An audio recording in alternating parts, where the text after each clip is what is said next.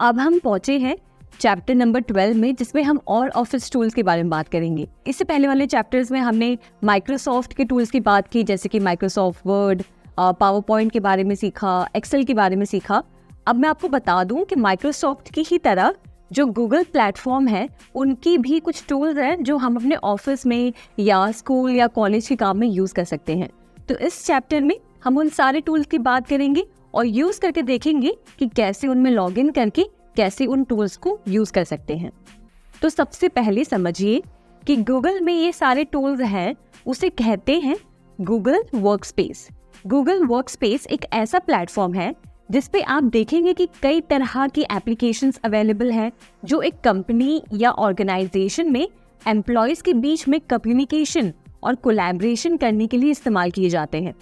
Google workspace में कई सारे ऐप्स आते हैं, जैसे कि Gmail, Google documents, Google Meet, Google forms वगैरह, जो दुनिया भर के ऑफिसेस, स्कूल्स और कई सारे संस्थाओं में यूज़ हो रहा है और इससे काफ़ी ज़्यादा प्रोडक्टिविटी बढ़ रही है।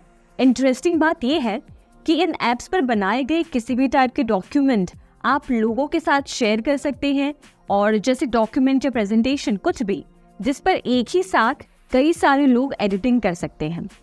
गूगल वर्कस्पेस को ऑफिस पर्पस के लिए यूज़ किया जाता है, जिसमें आपकी ऑफिस की फाइल्स, ऑफिस की प्रेजेंटेशंस, शीट्स सब एक जगह पर आप एक अकाउंट से यूज़ कर सकते हैं और एक ही जगह पे स्टोर कर सकते हैं। और गूगल वर्कस्पेस को आपके अकाउंट्स को एडमिनिस्ट्रेटर मैनेज करते हैं। जबकि बात करें आपके स्टैंडर्ड फ्री जीमेल अकाउंट या गूगल अकाउंट की, तो वो आप पर्सनल लेवल पर क्रिएट करते हैं और उसे पर्सनल लेवल पे मैनेज करते हैं। गूगल वर्कस्पेस अपने यूजर्स को परमिशन और सहूलियत देता है कि वो अपने कंपनी के हिसाब से और ग्रुप के हिसाब से गूगल वर्कस्पेस के अरेंजमेंट को चेंज कर सके। और यहाँ कंपनीज और ऑर्गेनाइजेशंस के पास ये सहूलियत होती है कि वो अपने ऑफिस से रिलेटेड जो सेंसिटिव डेटा है उसे ऑफलाइन भी स्टोर कर सकते हैं, जैसे कि कैलेंडर आइटम्स या फिर आपके ड्राइव फाइल्स। हम जैसे जैसे आगे बढ़ेंगे आप कई सारे ऐसे शॉर्टकट्स देखेंगे जो इन वर्कस्पेस यानी कि इन ऐप्स में इस्तेमाल किए जाते हैं ताकि काम और जल्दी और आसानी से हो।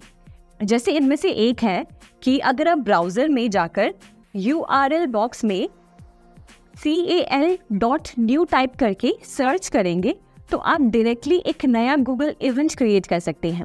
वैसे ही एक न्यू डॉक्यूमेंट बनाने के लिए doc.new लिखकर सर्च करेंगे तो एक न्यू डॉक्यूमेंट की फाइल खुल जाएगी जिसे आप डायरेक्टली एडिट कर सकते हैं। अब चलिए देखते हैं ये गूगल वर्कस्पेस पे कौन कौन से ऐप्स आते हैं। सबसे पहले आता है जीमेल, जो कि आप भी ज़रूर यूज़ करते होंगे। ये दुनिया का सबसे ज़्यादा यूज़ किए जाने वाला ईमेल ऐप है। दूसरा है कैलेंडर, मीटिंग्स और टास्क शेड्यूल करने के लिए ये ऐप यूज़ किया जाता है। फिर तीसरा है चैट एंड स्पेसेस, टीम्स के बीच में कम्युनिकेशन और वर्क प्लेस के लिए इस एप्लीकेशन को यूज़ करते हैं। फिर आता है ड्राइव। ड्राइव एक प्राइवेट क्लाउड स्टोरेज है जो एज अ यूज़र आपको परमिशन देता है ताकि आप किसी के साथ भी फाइल्स शेयर कर सके। फिर उसके बाद डॉक्स। डॉक्स पर आप कोलैबोरेशन डॉक्यूमेंट्स बना सकते हैं जिसमें बाकी लोग भी जुड़कर सेम फाइल में ही एडिट कर सकते हैं। फिर आते हैं शीट। सेम डॉक्स की तरह इस पर शीट्स बनाई जाती है। उसके बाद स्लाइड्स प्रेजेंटेशन बनाने के लिए यूज़ होता है। उसके बाद फॉर्म्स, आप जैसे कोई ऑनलाइन फॉर्म भरते हैं किसी भी चीज़ की, वैसे फॉर्म्स और सर्वे आप इस एप्लीकेशन से खुद क्रिएट कर सकते हैं। फिर उसके बाद आता है कीप, यहाँ पर आप अपने ऑफिस के काम से रिलेटेड नोट्स बना सकते हैं। फिर आता है साइट्स, इस पर वेबसाइट बनाए जाते हैं। और उसके बाद करंट, इसे सोशल नेटवर्किंग के लिए यूज़ करते हैं। तो चलिए सबसे पहले सबसे ज़्यादा यूज़ होने वाले ऐप के बारे में जानते हैं, जो कि है गूगल डॉक्स। ये एक ऐसा वर्ड प्रोसेसर ऐप है जिस पर आप डॉक्यूमेंट्स बना सकते हैं। ये मान लीजिए कि अगर हम बाकी एप्लीकेशन के साथ तुलना करें तो ये सबसे ट्रस्टेड सोर्स है वर्ड फाइल बनाने के लिए। तो आइए सबसे पहले देखते हैं कि आप अपने लैपटॉप या कंप्यूटर सिस्टम पे गूगल डॉक्यूमेंट कैसे यूज़ कर सकते हैं।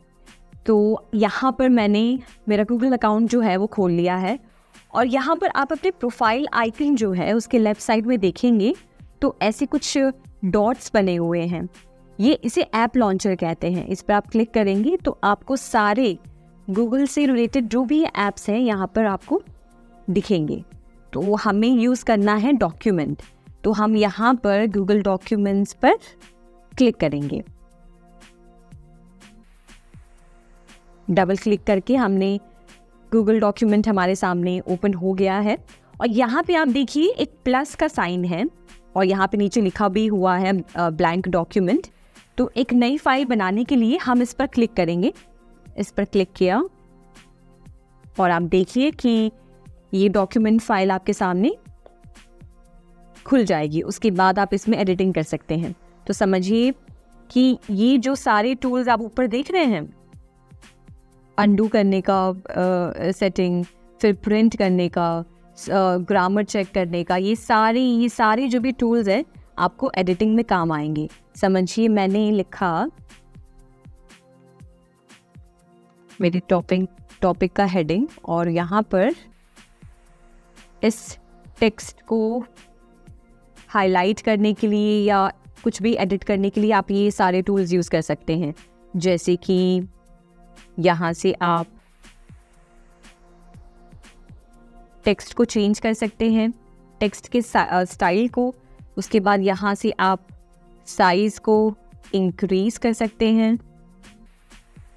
फिर यहाँ से देखिए इसे बोल्ड कर सकते हैं, इटैलिक कर सकते हैं, अंडरलाइन कर सकते हैं या फिर टेक्स्ट को कलर कर सकते हैं। फिर इसके साथ आप इसमें ऐसी कोई कलर भी फिल कर सकते हैं। तो आप देख रहे हैं कि आप जैसा चाहे वैसा डॉक्यूमेंट इस पर बना सकते हैं और जैसे चाहे वैसी एडिटिंग कर सकते हैं। आगे आपको और ऑप्शंस दिखेंगे। देखिए जैसे यहाँ पर आप इस डॉक्यूमेंट के अंदर एक लिंक भी इंसर्ट कर सकते हैं, जिस पर अगर कोई इस डॉक्यूमेंट पर किसी लिंक को आपको जो है स्पेसिफाई करना है तो ये वो ऑप्शन है। फिर यहाँ पर आप जाकर एक इमेज भी ऐड कर सकते हैं। टेक्स्ट की अलाइनमेंट यहाँ से चेंज कर सकते हैं, सेंटर अलाइनमेंट, लेफ़्ट अलाइनमेंट, ये चारों ऑप्शंस हैं। फिर यहाँ पे लाइन और पैराग्राफ्स की स्पेसिंग की सेटिंग दी गई हुई है। यहाँ पे आप चेकलिस्ट बना सकते हैं। फिर इससे आप बुलेट पॉइंट्स क्रिएट कर सकते हैं, जिससे आप जो भी पॉइंट्स ऐड करेंगे वो बुलेट के रूप में डॉक्यूमेंट में प्लेस होगी। उसके बाद नंबरिंग कर सकते हैं, नंबरिंग का शॉर्टकट है। और इसके साथ जो है आप हर तरह से एकदम एडवांस लेवल एडिटिंग कर सकते हैं। और इसके साथ ऊपर आप यहाँ पे देखेंगे कि अगर समझिए आपको अपने पेज का जो है मार्जिन का जो सेटअप है वो पसंद नहीं आ रहा है, तो इससे चेंज करने के लिए आपके पास एक बहुत ही इजी सोल्यूशन है। यहाँ पर आप फाइल पर क्लिक करें सबसे पहले ऑप्शन पे और नीचे स्क्रॉल डाउन करें तो यहाँ पे देखिए एक पेज सेटअप का ऑप्शन है। इस पेज सेटअप को क्लिक करें और यहाँ देखिए ये पूरा जो सेटिंग है पेज के मार्जिन को चेंज करने का वो आपके सामने खुल जाएगा। तो यहाँ पर आप या तो पोर्ट्रेट या तो लैंडस्केप, इन दोनों ऑप्शंस में से सिलेक्ट करें। समझिए मैंने लैंडस्केप किया और यहाँ पर मार्जिन आप कितना चाहते हैं, कितने सेंटीमीटर्स का डिफरेंस हो, तो समझिए मैंने यहाँ पे टॉप में कर दिया 5 और बॉटम में कर दिया 5, इस तरीके से। और फिर पेपर साइज़ भी एडजस्ट कर सकते हैं, पेपर के कलर को भी चेंज कर सकते हैं। और फिर आप ओके दबाएंगे तो देखिए उस हिसाब से पेज की जो मार्जिन है और जो साइज़ है वो आपने इजीली चेंज कर दी। तो ऐसे ही आप देखिए कि जब आप इस डॉक्यूमेंट को यूज़ करना शुरू करेंगे अपने ऑफिस पर्पस के लिए या कोई भी काम के लिए, तो आप हर तरीके से डॉक्यूमेंट में एडिट कर सकते हैं। टेक्स्ट में बहुत सारी चीज़ें चेंज कर सकते हैं, इसे और थोड़ा सा ब्यूटीफाई कर सकते हैं। इवन आप साइज़, स्ट्रक्चर, सब कुछ इस ऐप के द्वारा आप कर सकते हैं, एग्जैक्टली वैसे ही जैसे आप माइक्रोसॉफ्ट वर्ड में कर पाते थे। अब बढ़ते हैं हमारी अगली गूगल ऐप की तरफ, जिसका नाम है गूगल शीट्स। गूगल शीट्स भी माइक्रोसॉफ्ट एक्सेल की तरह ही है, जिस पर आप न्यूमेरिक डेटा की शीट कॉलम्स और रोज में बना सकते हैं और कॉम्प्लेक्स कैलकुलेशंस रन कर सकते हैं। तो गूगल शीट एक्सेस करने के लिए अपना गूगल पेज ओपन करें। तो चलिए आते हैं स्क्रीन पर। तो अब हम आ गए हैं हमारे गूगल पेज पर। यहाँ पर हम सबसे पहले जाएंगे, किस पर जाएंगे? ऐप लॉन्चर पर। इस पर हमने क्लिक किया और यहाँ पर आप ढूंढिए गूगल शीट्स। देखिए यहाँ पर आपको डॉक्स के बगल में शीट्स दिख रही है, इस पर आप क्लिक करेंगे और यहाँ से हम सबसे पहली हमारी स्प्रेडशीट बनाएंगे। तो इसके लिए यहाँ पर हमने क्लिक किया और ये हमारी शीट की फाइल खुल गई। अब ये स्प्रेडशीट पर आप हर तरह का डेटा एंटर कर सकते हैं, न्यूमेरिक डेटा की कैलकुलेशंस आप रन कर सकते हैं। तो सबसे पहले चलिए हम इस फाइल को रीनेम कर देते हैं।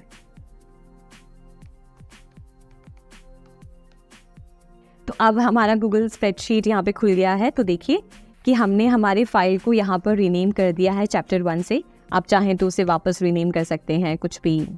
हमने चैप्टर 12 डाल दिया यहाँ पर और हम यहाँ पर रोज़ और कॉलम्स में हमारे डेटा को एंटर कर सकते हैं।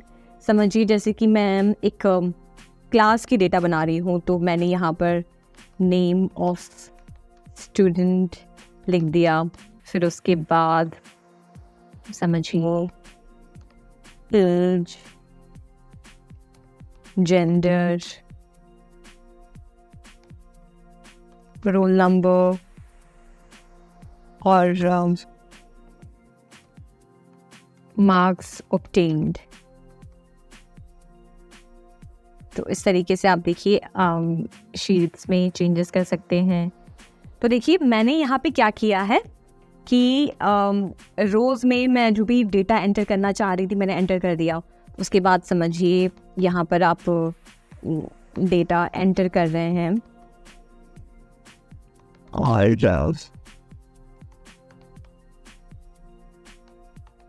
और यहाँ पर हमने डाल दिया सारा डेटा। समझिए यहाँ पर हम इसमें डेटा को एंटर करेंगे और उसके बाद आप ऐसे सारे डेटा को एक साथ एक जगह पर ऑर्गेनाइज कर सकते हैं। मैं ऐसे कर कर आपको जल्दी जल्दी दिखाने के लिए कोई भी डेटा अभी एंटर कर देती हूँ। उसके बाद समझिए हमने जो है इनके मार्क्स एंटर किए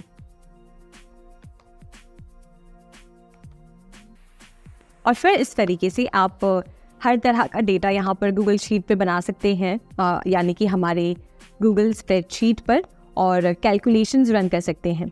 जैसे कि डॉक्स में हमारे पास काफ़ी सारे ऑप्शंस थे टेक्स्ट को एडिट करने का, वैसे ही आपको यहाँ पर भी काफ़ी सारे ऑप्शंस दिखेंगे। जैसे कि आप सिलेक्ट कर कर टेक्स्ट को बोल्ड कर सकते हैं, टेक्स्ट की साइज़ चेंज कर सकते हैं यहाँ से। जैसे देखिए मैंने इसको बढ़ा दिया, टेक्स्ट की साइज़ चेंज कर सकते हैं। इवन जैसे इससे पहले हमने गूगल डॉक्यूमेंट्स में किया, वैसे ही हम यहाँ पर कलर ऐड कर सकते हैं और जो है टेक्स्ट के स्टाइल को चेंज कर सकते हैं। प्लस हम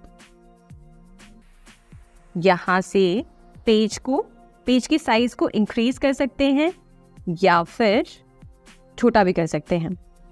और यहाँ से वही सेम चीज़ हम सारी चीज़ें परफॉर्म कर सकते हैं। यहाँ से आप इस फाइल को शेयर कर सकते हैं दूसरों के साथ या फिर ईमेल पर भेज सकते हैं।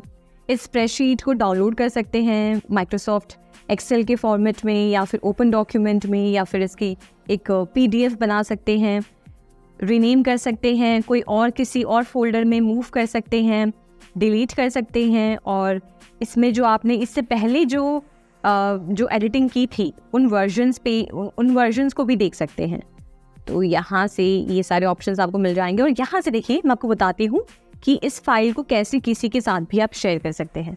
तो यहाँ देखिए शेयर का ऑप्शन है, इस पर मैंने क्लिक किया और यहाँ से मैं समझिए ये जो रिस्ट्रिक्टेड है ये बताता है कि कौन इस फाइल को एक्सेस कर सकता है। तो मुझे कोई प्रॉब्लम नहीं है कोई भी इस फाइल को ओपन करे, तो इसलिए मैंने एनीवन विद द लिंक कर दिया है और एज अ व्यूअर उनको रखा है यहाँ पर। और यहाँ से आप इस स्प्रेडशीट की लिंक कॉपी कर सकते हैं और फिर जिसे चाहे उसे शेयर कर सकते हैं। तो ये था एक आसान तरीका कि कैसे आप स्प्रेडशीट को यूज़ कर सकते हैं, और यूज़ करके ज़रूर देखिएगा। ये बहुत ही प्रोडक्टिव एक टूल है जो आपको हर तरह के ऑफिस के काम में इस्तेमाल आप कर सकते हैं। तो फिर आगे बढ़ते हैं हमारे अगले ऐप की तरफ। अब जैसे कि हमने शुरुआत में बात की थी कि आप गूगल वर्कस्पेस में गूगल फॉर्म्स क्रिएट कर सकते हैं। यानी कि आपने देखा होगा कोई भी सर्वे होता है या आप कोई ऑनलाइन सर्वे लेते हैं तो उसमें आपको एक फॉर्म फिलअप करना होता है जिसमें आप कुछ ऑप्शन सिलेक्ट करते हैं, फिर उस फॉर्म को सबमिट करते हैं। अब ये फॉर्म आप खुद से अपने गूगल अकाउंट पे बना सकते हैं। तो चलिए बताती हूँ कि कैसे आप इसे बना सकते हैं। तो आप अपने गूगल वर्कस्पेस पे जाएंगे। यहाँ पर मैंने अपना गूगल अकाउंट खोल दिया है और यहाँ पर हम वापस जाएंगे हमारे ऐप लॉन्चर पर।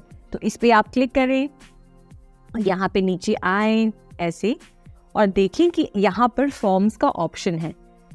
इस फॉर्म के ऑप्शन को क्लिक करें।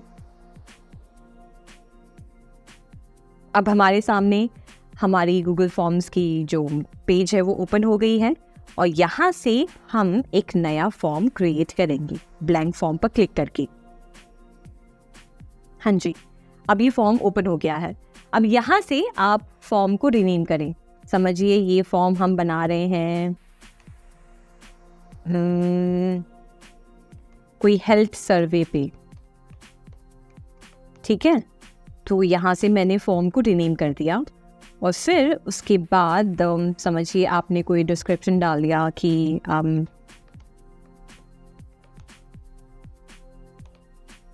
जो भी आपने इसमें आपके फॉर्म के बारे में आपने इंफॉर्मेशन यहाँ पे डाल दी और यहाँ से जो है आप चेंजेस कर सकते हैं, बोल्ड, इटैलिक, अंडरलाइन, सब कुछ, ठीक है।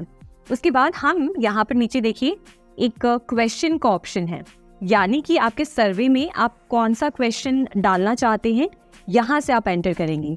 जैसे समझिए ये हेल्थ सर्वे है तो मैंने डाल दिया कि what time do you have your breakfast, ठीक है। अब इसमें मैंने ऑप्शन डाल दिया। ऑप्शन 1 में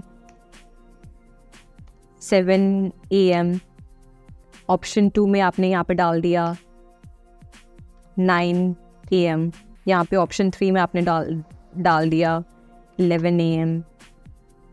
ऐसे इस तरीके से आप इतने सारे ऑप्शंस, मतलब चाहे जितने चाहे ऑप्शंस को भी क्वेश्चन के लिए सिलेक्ट कर सकते हैं और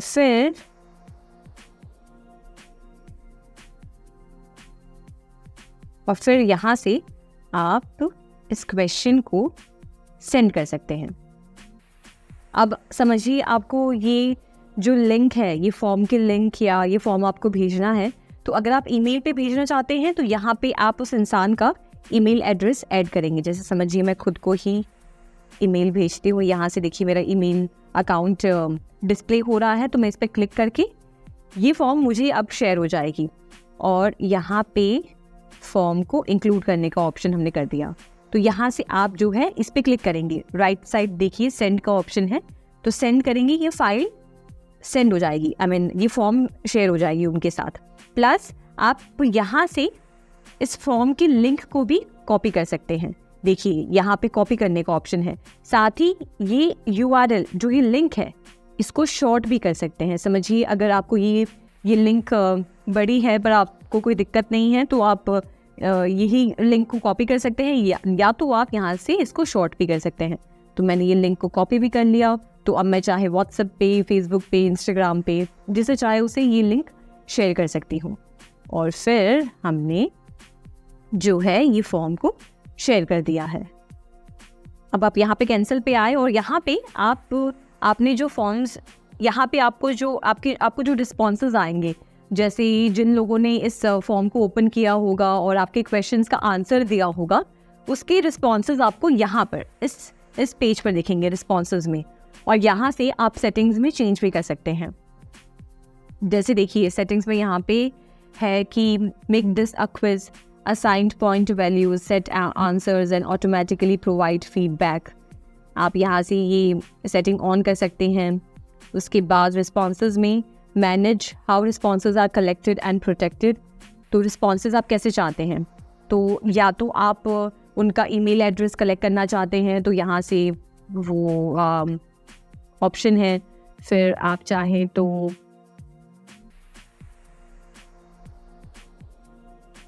यहाँ से सारा जो भी है डिफ़ॉल्ट सेटिंग्स भी आप यहाँ से कर सकते हैं। तो ये रहा, हमने फॉर्म क्रिएट किया और अब जब चाहे जिसे चाहे उसे ये फॉर्म शेयर कर सकते हैं।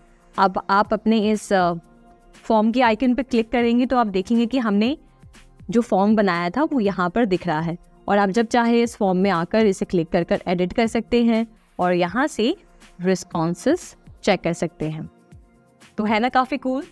अब हम हमारे अगली तरफ की गूगल ऐप की तरफ पढ़ते हैं जिसे कहते हैं गूगल ड्राइव।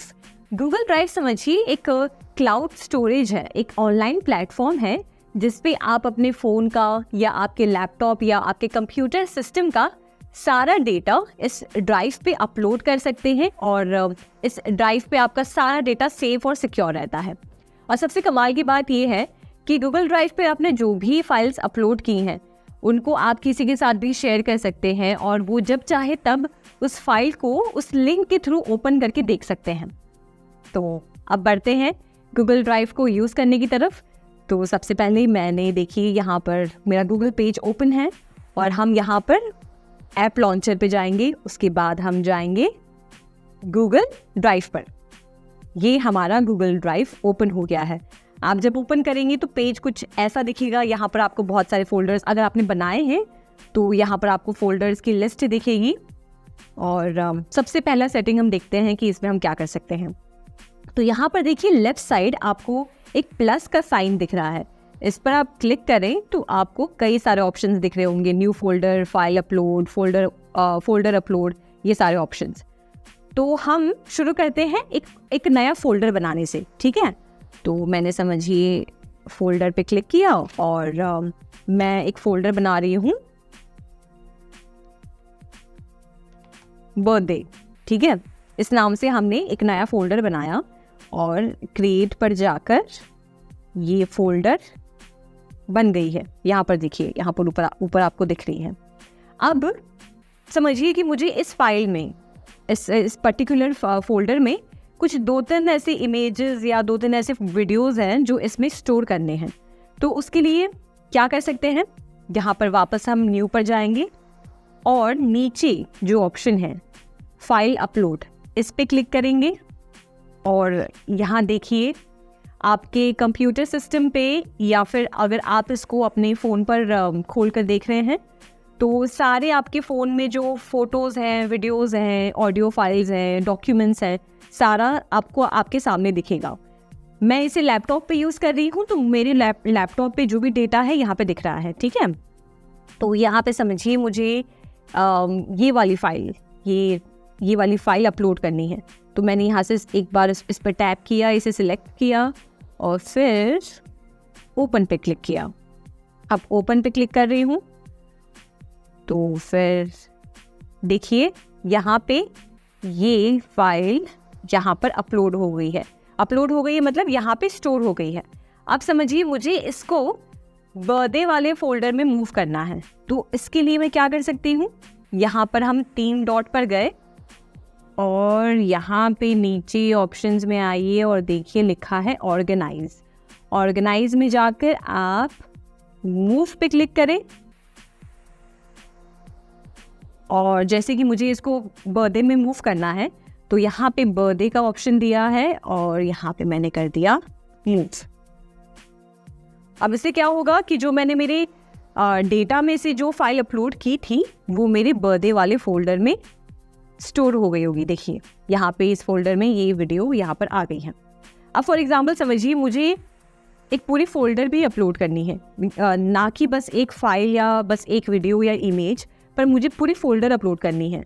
तो उसका ऑप्शन भी आपको यहाँ पर देखिए मिलेगा, पूरा फोल्डर अपलोड करने का।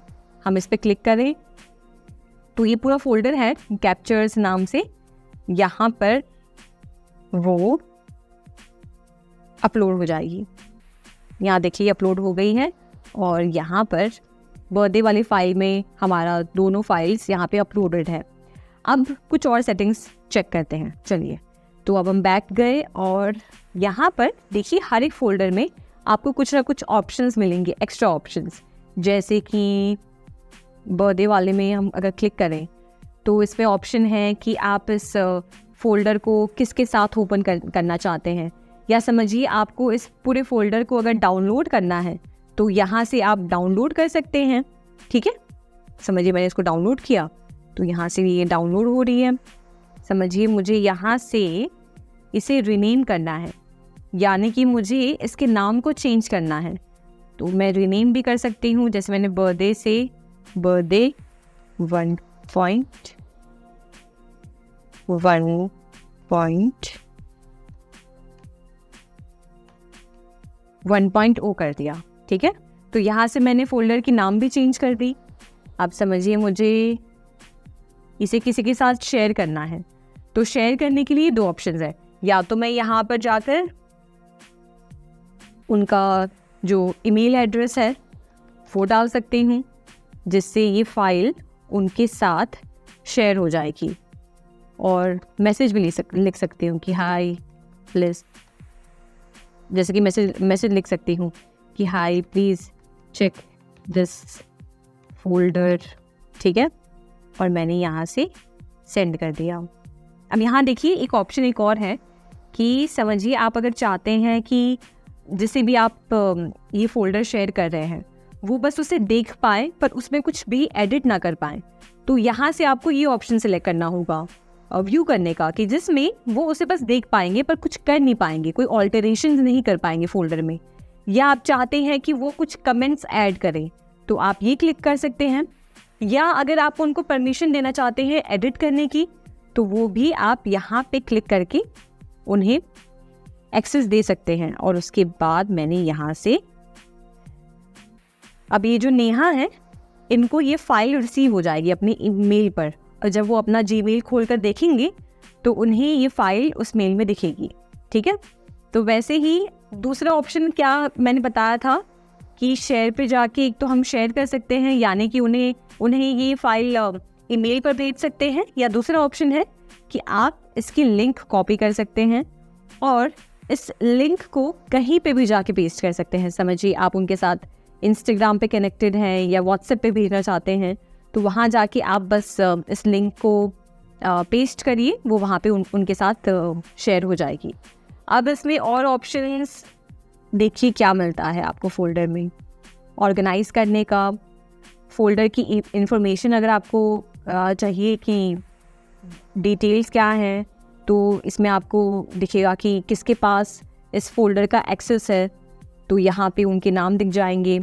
फोल्डर की लोकेशन आपको दिखेगी, और इसे कब ओपन किया गया था, कब मॉडिफाई किया गया था लास्ट, और कब इसे बनाया गया था, उसकी इंफॉर्मेशन सारी आपको यहाँ पर दिखेगी।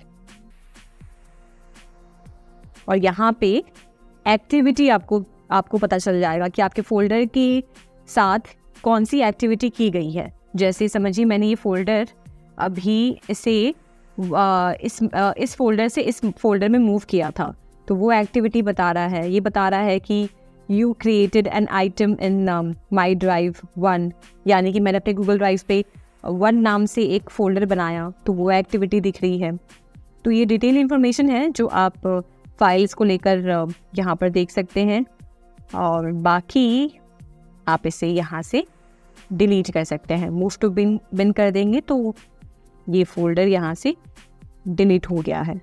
और फिर आप यहाँ पे आएँ, अगर हम होम पे आएंगे तो आपको सारी फाइल्स यहाँ पर दिखेगी। यहाँ से आप या तो फाइल्स के ऑप्शन पे, अगर आप फाइल्स को देखना चाहते हैं पर्टिकुलर हर एक फाइल्स को, तो ये यहाँ से सिलेक्ट करें। फोल्डर्स को चेक करना चाहते हैं कि बस जो फोल्डर्स बने हुए हैं बस वो दिखें, तो आप फोल्डर्स को सिलेक्ट कर सकते हैं।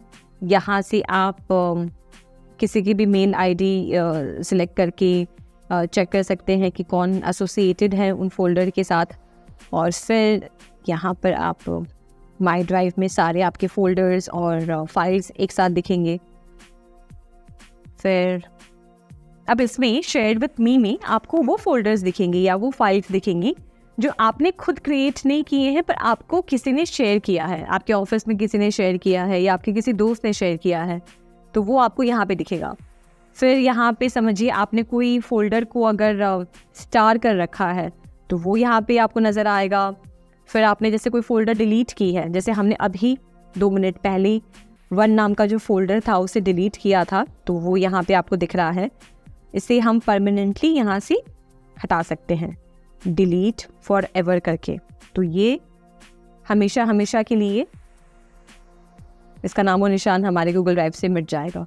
अब समझिए गूगल ने आपको ये प्रोडक्ट दे दिया है कि आप यहाँ पे अपनी फाइल्स और डेटा को स्टोर कर सकते हैं, पर इसकी भी एक लिमिटेशन है कि आप फ्री में फाइल्स बस 15 GB तक ही इस पे अपलोड कर सकते हैं। जैसे देखिए मैंने अपना यहाँ पे स्टोरेज वाला ऑप्शन खोला हुआ है और मेरे पास 15 GB हैं, जिसमें से मैंने बस 25 MB यूज़ किया है, तो मेरे पास काफ़ी स्पेस बचा हुआ है। पर अगर आप चाहते हैं कि इसमें आप और फाइल्स अपलोड करें और स्पेस इंक्रीज़ हो, तो उसके लिए आपको ऑनलाइन सब्सक्रिप्शन लेना पड़ता है।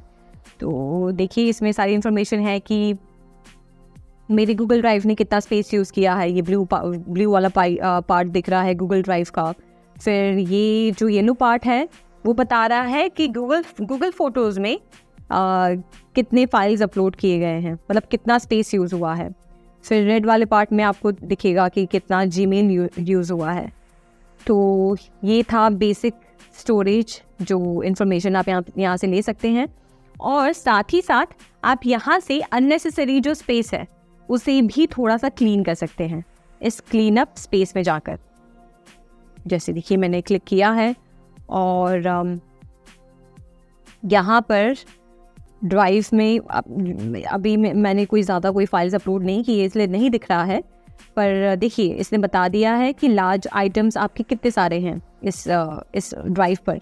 तो यहाँ पे देखिए, यहाँ पे समझिए मुझे इनमें से कोई भी फाइल की ज़रूरत नहीं है, तो मैं यहाँ पर जाकर तुरंत रिव्यू एंड क्लीन अप पे ऑप्शन पे क्लिक करके इन फाइल्स को सिलेक्ट करके, जैसे एक ये सिलेक्ट कर लिया, ये सिलेक्ट कर लिया, फिर ये सिलेक्ट कर लिया, जो भी फाइल्स की मुझे ज़रूरत नहीं है मैं उसे डिलीट पे जाके क्लिक करके उसे परमानेंट बेसिस पे, मतलब देखिए गूगल आपको बता रहा है कि this will permanently delete your files, collaborators will also lose access. यानी कि आप जो फाइल्स या फोल्डर्स डिलीट कर रहे हैं वो आपके अकाउंट से तो डिलीट होगी ही, पर साथ ही साथ उनके अकाउंट से भी डिलीट होगी जिनको आपने इस फाइल्स को शेयर किया है।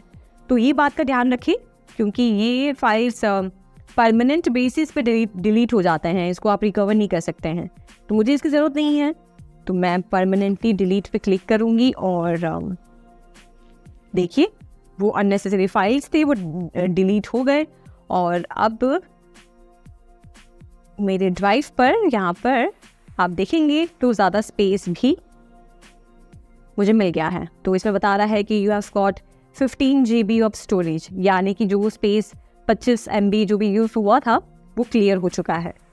और फिर देखिए समझिए फॉर एग्जांपल आपकी 15 GB फाइल, जो आपकी 15 GB स्पेस है वो यूज़ हो गई है, और अगर आप चाहते हैं कि आप और स्पेस इसमें लाना चाहते हैं तो यहाँ पे गेट मोर स्टोरेज में मंथली और एनुअल प्लान दिया गया है, जिसमें आप एक्स्ट्रा स्पेस परचेज कर सकते हैं। इस तरीके से आप गूगल ड्राइव टूल को एक्सप्लोर करें और इसके हर एक फीचर्स को यूज़ करें। अब बढ़ते हैं हमारे दूसरे गूगल ऐप की तरफ, जिसका नाम है गूगल स्लाइड्स। गूगल स्लाइड्स पर आप प्रेजेंटेशंस बना सकते हैं, जैसे आपने माइक्रोसॉफ्ट पावर पॉइंट में देखा, ठीक है।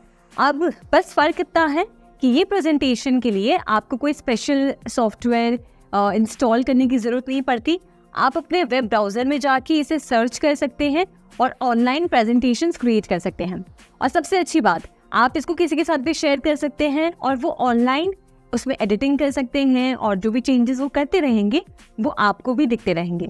तो देखते हैं कि गूगल स्लाइड्स कैसे एक्सेस कर सकते हैं। तो यहाँ पर जो है मैंने अपना गूगल पेज खोल दिया है और यहाँ पर हम वापस जाएंगे हमारे ऐप लॉन्चर पर। तो हम ऐप लॉन्चर पे गए और यहाँ पर गूगल स्लाइड्स देखिए, ये रहा। इस आइकन पे क्लिक किया, गूगल स्लाइड्स हमारे सामने ओपन हो गई है और अब हम ये जो प्लस का आइकन है इस पर क्लिक करेंगे एक ब्लैंक प्रेजेंटेशन बनाने के लिए। और देखिए ये रहा लेआउट पूरा गूगल स्लाइड्स का। तो यहाँ पे आप सारे एडिटिंग जैसे समझिए, यहाँ पे टाइटल ऐड किया हमने, कर दिया हेल्थ सर्वे के ऊपर कुछ बना रहे हैं और यहाँ से अनटाइटल्ड प्रेजेंटेशन है, इससे आप नाम दे सकते हैं। इस तरीके से आपने जो है इसे नेम कर दिया और यहाँ पे सारे टूल्स अवेलेबल हैं, प्रेजेंटेशन से लेकर सारे एडवांस से लेकर बेसिक टूल्स आपको मिल जाएंगे, जैसे कि टेक्स्ट फॉर्मेट करना, यहाँ से टेम्पलेट्स सिलेक्ट करना। जैसे देखिए थीम्स में अगर आप जाएंगे तो यहाँ पर आप क्लिक करेंगे तो इस हिसाब से जो इसके टेम्पलेट्स हैं वो चेंज कर सकते हैं। मैंने समझिए ये डिज़ाइन सेलेक्ट कर ली, फिर या तो फिर ये डिज़ाइन सेलेक्ट कर ली।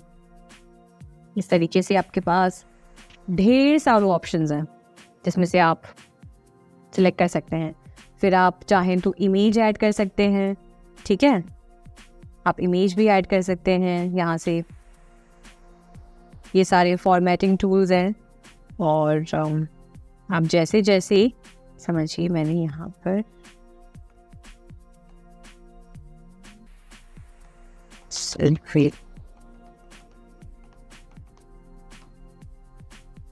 ऐसे किया, फिर सेकंड पेज के लिए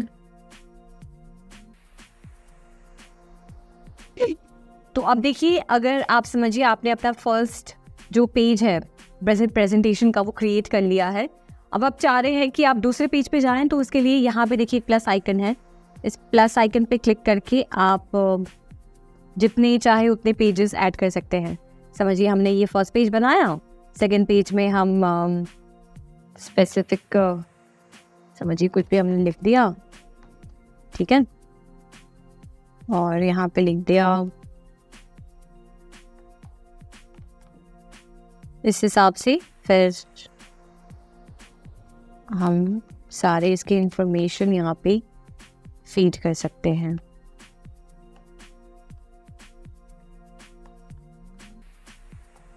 तो इस तरीके से देखिए जितने पेजेस आप चाहें उतने पेजेस आप बना सकते हैं। इसके डिज़ाइन जब चाहे तब चेंज कर सकते हैं, सारा टेक्स्ट ऐड करने के बाद भी। और हाँ जी, इतना इजी है एक प्रेजेंटेशन बनाना, तो ज़रूर ट्राई करिएगा। अब आगे बढ़ते हैं हमारे अगले गूगल ऐप की तरफ, जिसका नाम है गूगल कीप। अब इस प्लेटफॉर्म पे आप क्या कर सकते हैं, सिंपल नोट्स बना सकते हैं और उसे एडिट कर सकते हैं। तो चलिए देखते हैं कि इसे एक्सेस कैसे करते हैं। हमने यहाँ पे जाके ऐप लॉन्चर और ऑन किया और यहाँ पर आप देखें कीप नाम से जो ये ऐप है इसको ओपन करें।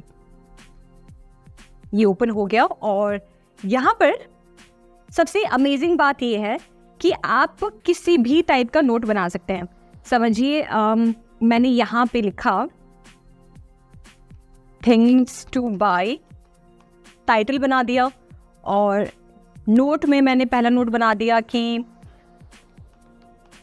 वाटर बॉटल, फिर कुछ भी ऐसे आपने चीज़ें लिख दी, यहाँ पे टाइप कर दी और फिर इसे आप किसी भी तरीके से एडिट कर सकते हैं। वो कैसे कि यहाँ पे समझिए आपने जो नोट बनाया है इसका आप एक रिमाइंडर सेट करना चाहते हैं, जिससे ये ऐप आपको फ़ोन पे आपको रिमाइंड कर दे, आपको रिमाइंडर भेज दे एक नोटिफिकेशन के ज़रिए कि आपको ये टास्क करने हैं।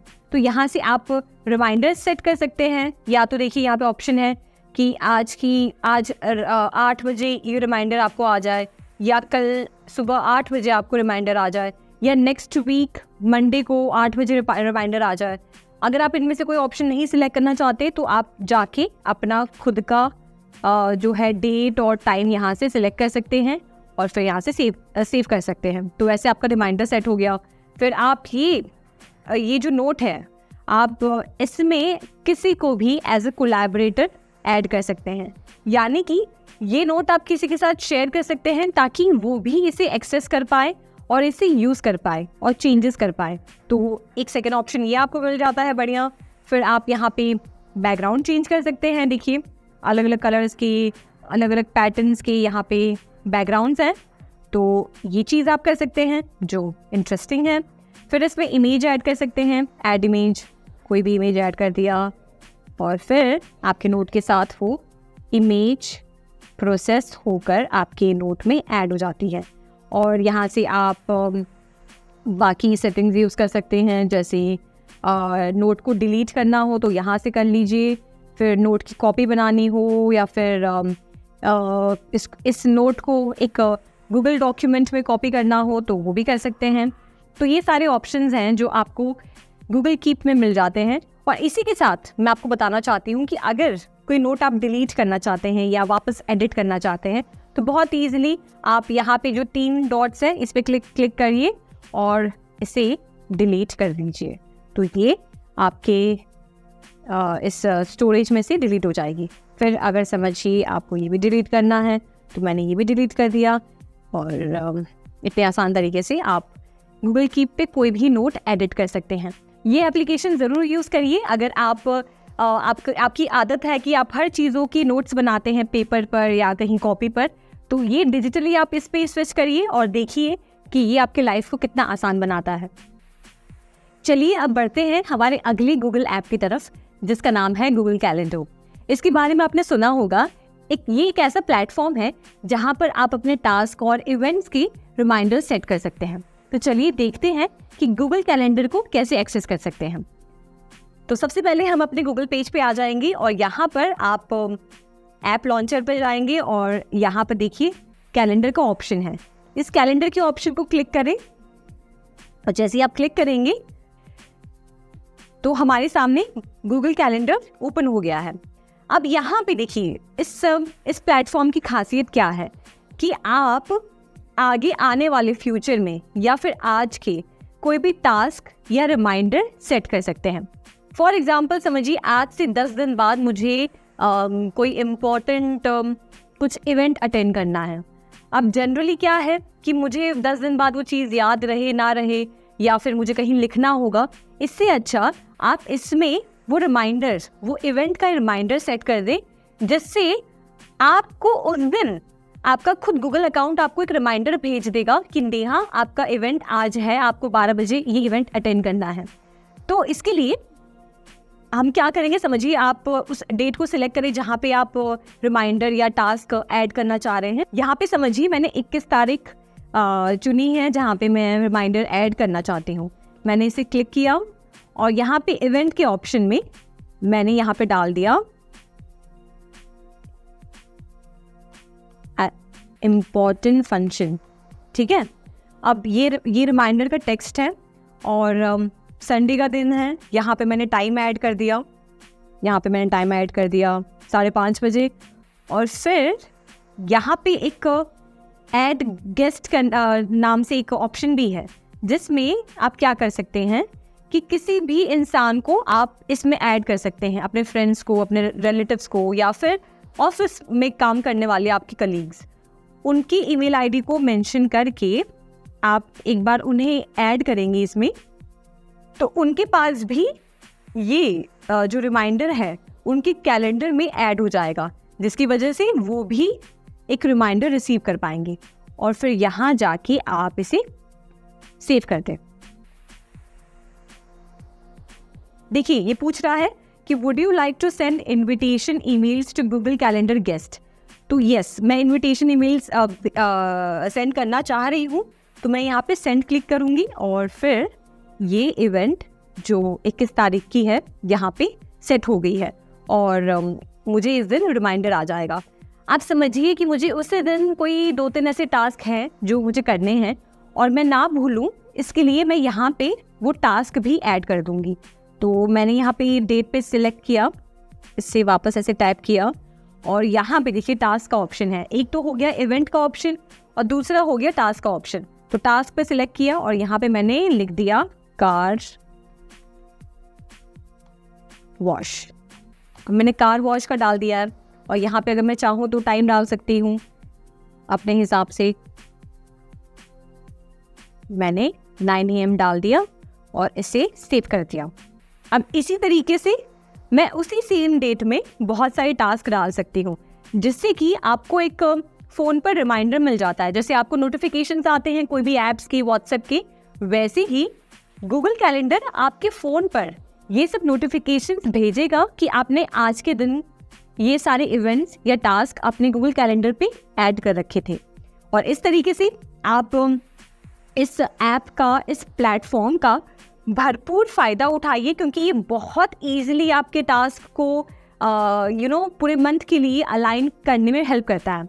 अब समझिए कि आपको कोई टास्क है जो आपको लग रहा है कि आपने गलत ऐड कर दिया है और आपको उसको एडिट करना है, तो वो बहुत आसानी से आप कर सकते हैं। जैसे मैंने यहाँ पे कार वॉश को सिलेक्ट किया, ठीक है, और मैंने यहाँ पे एडिट में जाके, एडिट टास्क में जाकर यहाँ पर मैंने कार वॉश को हटा के कुछ और टास्क ऐड कर दिया और इसे फिर सेव कर दिया। अब मुझे समझिए इसी टास्क की ज़रूरत नहीं है, तो मैं इसे वापस क्लिक करके इसे यहाँ से डिलीट भी कर सकती हूँ। अब ये टास्क डिलीट हो गया, तो इतनी आसानी से देखिए आप अपने पूरे महीने का जो है टास्क क्रिएट कर सकते हैं। अब समझिए आपको लग रहा है कि ये पूरे महीने का एक साथ मतलब थोड़ा सा बहुत ही ज़्यादा मैसी लग रहा है, कैसे करें ऑर्गेनाइज, समझ नहीं आ रहा। तो एक इसका बहुत ही सिंपल और एक बहुत ही सही कन्वीनियंट ऑप्शन है कि यहाँ पर एकदम ऊपर आपको एक ड्रॉप डाउन मेन्यू मिलेगी, जिसमें आप सिलेक्ट करेंगे तो देखिए यहाँ पे डे के हिसाब से ऑर्गेनाइज करना है। अगर आपको कैलेंडर को कि ये किस तारीख का आ गया, तो किस तारीख के हिसाब से 8 AM, 9 AM, 10 AM सारा हर घंटे का आप इसमें जो है हिसाब लिख सकते हैं। उसके बाद डे नहीं रखना है तो फिर आप वीकली क्या कर सकते हैं, आपके सामने ये पूरा वीक का लेआउट आपके सामने दिख रहा है। ओके, अब इसके बाद समझिए वीक भी नहीं करना तो मंथ का ऑप्शन भी है, मंथ भी नहीं ईयर का चाहिए तो ईयर का ऑप्शन भी है। इस तरीके से आप सारे ऑप्शंस के बीच में स्विच कर सकते हैं, या फिर 4 दिन का ऑप्शन। तो ये हो गया हमारे टास्क को ऑर्गेनाइज करने का। और फिर हम वापस आते हैं डेज पर।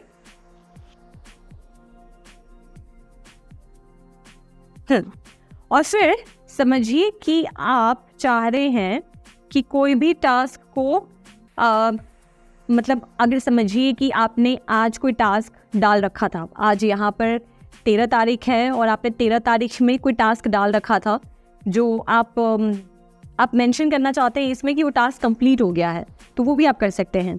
जैसे समझिए मैंने आज टास्क डाल दिया, एक कोई भी टास्क कार वॉश ही डाल दिया और यहाँ पे मैंने सेव कर दिया, ठीक है। तो मैंने अभी टास्क आज के दिन जो था कंप्लीट कर दिया। तो इसे यहाँ से हटाने के लिए, ताकि ये टास्क पेंडिंग ना रहे, ताकि ये टास्क मुझे, इस टास्क का पेंडिंग नोटिफिकेशन मुझे कल परसों हर बार ना आए, उसके लिए मैं इस पर क्लिक करके इसे मार्क कंप्लीटेड पे क्लिक कर सकती हूँ। जिससे क्या होगा, ये टास्क इसमें कंप्लीट हो जाएगा और ये कैंसिल आउट हो जाएगा, जिसकी वजह से आपका जो पूरा जो स्केड्यूल है वो क्लीन नज़र आएगा और एक्स्ट्रा टास्क नहीं दिखेंगे। वैसे ही समझिए यहाँ पे 20 तारीख में मैंने 2 दिन ऐसे कुछ टास्क और इवेंट ऐड कर रखे हैं। अब मुझे इनकी ज़रूरत नहीं है, तो मैं यहाँ जाके डिलीट पे क्लिक करूँगी तो ये डिलीट हो जाएगा। इस पर क्लिक किया, डिलीट हो गया, इस पर क्लिक किया, डिलीट हो गया।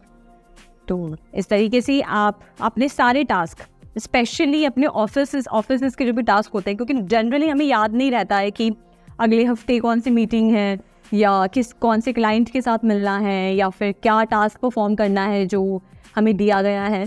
तो उसे एकदम प्रॉपरली सिस्टमैटिक तरीके से मैनेज करने के लिए आप ये गूगल कैलेंडर ज़रूर यूज़ करें, क्योंकि मैंने भी यूज़ किया है और मैं फील करती हूँ कि सारी चीज़ें एकदम ऑर्गेनाइज रहती हैं। आपको पता होता है कि ठीक है, आपको आज ये 3 टास्क परफॉर्म करने थे, आप कर पाए हैं या नहीं, और अगर आप नहीं कर पाए हैं तो नेक्स्ट डे फिर आप अपनी चीज़ें अच्छे से मैनेज कर पाते हैं। तो ये एक बहुत ही यूज़फुल टूल है, गूगल कैलेंडर का यूज़ ज़रूर करिए।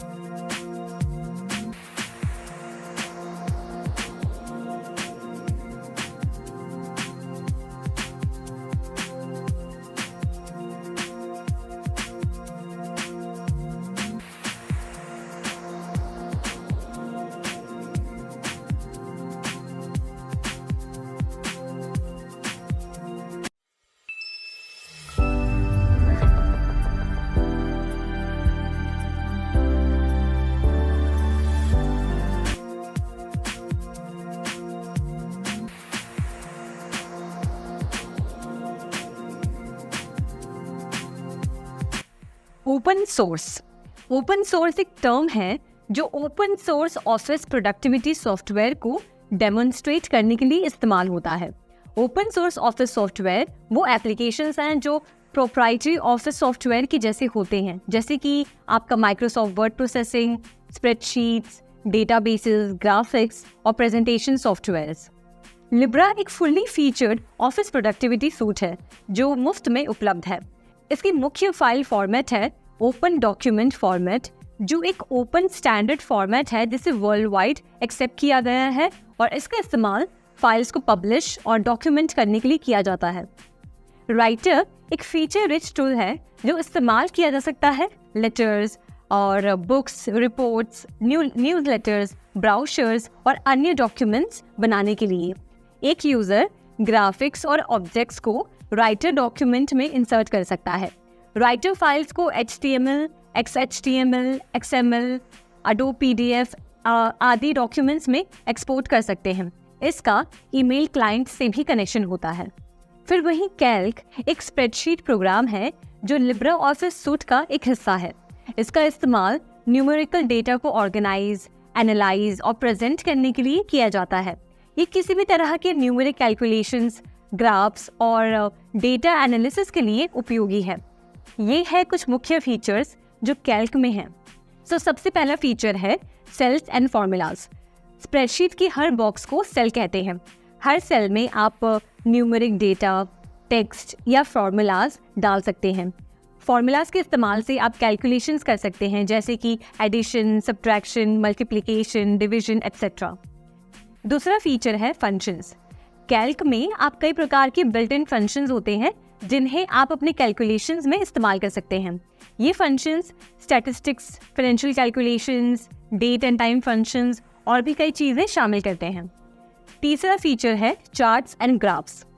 कैल्क आपको चार्ट्स और ग्राफ्स बनाने की सुविधा देता है, जिससे आप अपने डेटा को विजुअली प्रेजेंट कर सकते हैं। बार ग्राफ्स, पाई चार्ट्स और लाइन चार्ट्स जैसे ऑप्शंस इसमें अवेलेबल होते हैं। चौथा फीचर है डेटा सॉर्टिंग एंड फिल्टरिंग। आप अपने डेटा को सॉर्ट और फिल्टर करके ऑर्गेनाइज कर सकते हैं, जिससे आप स्पेसिफिक क्राइटेरिया के मुताबिक डेटा को देख सकें। पांचवा फीचर है इंपोर्ट एंड एक्सपोर्ट। कैल्क में फाइल्स को दूसरे फॉर्मेट्स में एक्सपोर्ट या फिर इंपोर्ट किया जा सकता है, जैसे कि माइक्रोसॉफ्ट एक्सेल, PDFs, CSV और दूसरे स्प्रेडशीट फॉर्मेट्स। ओवरऑल कैल्क एक पावरफुल स्प्रेडशीट टूल है जो यूजर्स को डेटा एनालिसिस और न्यूमेरिक कैलकुलेशंस में हेल्प करता है। इम्प्रेस में सभी बेसिक प्रेजेंटेशन टूल्स होते हैं, जैसे कि स्पेशल इफेक्ट्स, एनिमेशन और ड्राइंग टूल्स। ये लिब्रा ऑफिस के ड्रॉ और मैथ कंपोनेंट्स को एडवांस ग्राफिक्स कैपेबिलिटी के साथ इंटीग्रेट करता है। ड्रॉ एक वेक्टर ड्राइंग टूल है जो फ्लो चार्ट्स या डायग्राम से 3D आर्टवर्क बना सकता है। ड्रॉ दूसरे सिंपल फॉर्मेट से ग्राफिक्स इंपोर्ट कर सकते हैं और इन्हें PNG, GIF, JPEG, BMP, TIFF etcetera जैसे अलग अलग फॉर्मेट्स में सेव भी कर सकते हैं। ये डेटाबेस के लिए टूल्स उपलब्ध कराता है। इसमें forms, reports, queries, tables, view और रिलेशन को क्रिएट या एडिट करने की सुविधा होती है। इसलिए ये किसी भी प्रसिद्ध डेटाबेस एप्लीकेशन की तरह रिलेशनल डेटाबेस को भी मैनेज कर सकता है। मैथ एक लिब्रा ऑफिस फॉर्मूला या इक्वेशन एडिटर है। इसका इस्तेमाल मुश्किल इक्वेशंस बनाने के लिए किया जा सकता है, जिसमें सिंबल्स और कैरेक्टर्स स्टैंडर्ड सेट में नहीं होते हैं, और इसका इस्तेमाल डॉक्यूमेंट फॉर्मूला क्रिएट करने के लिए किया जाता है। WPS ऑफिस एक फाइल शेयरिंग और प्रोडक्टिविटी सूट है जो प्रेजेंटेशन बनाने, डॉक्यूमेंटेशन और स्प्रेडशीट को क्रिएट, एडिट और शेयर करने के लिए डिज़ाइन किया गया है। इसका एक फीचर है PDF एडिटर, जिसका इस्तेमाल स्टेक होल्डर्स को माइक्रोसॉफ्ट वर्ड डॉक्यूमेंट को PDF में कन्वर्ट करने के लिए होता है। यहाँ वाटरमार्क हटाने, कमेंट्स ऐड करने और फाइल साइज कंप्रेस करने जैसे कार्यों के लिए इसका इस्तेमाल किया जाता है। WPS ऑफिस में built in optical character recognition capability है जो यूजर्स को प्रिंटेड कैरेक्टर इमेजेस को रियल टाइम में डिजिटल टेक्स्ट में कन्वर्ट करने के लिए अनुमति देता है। WPS ऑफिस के फीचर्स में cloud storage, automated backup, template gallery scanning, file recovery या रिपेयर, मल्टी लैंग्वेज सपोर्ट आदि शामिल हैं। यहाँ डॉक्यूमेंट को खोला जा सकता है डॉक्यूमेंट पर क्लिक करके, स्प्रेडशीट को खोला जा सकता है स्प्रेडशीट पर क्लिक करके, और प्रेजेंटेशन को खोला जा सकता है प्रेजेंटेशन पर क्लिक करके।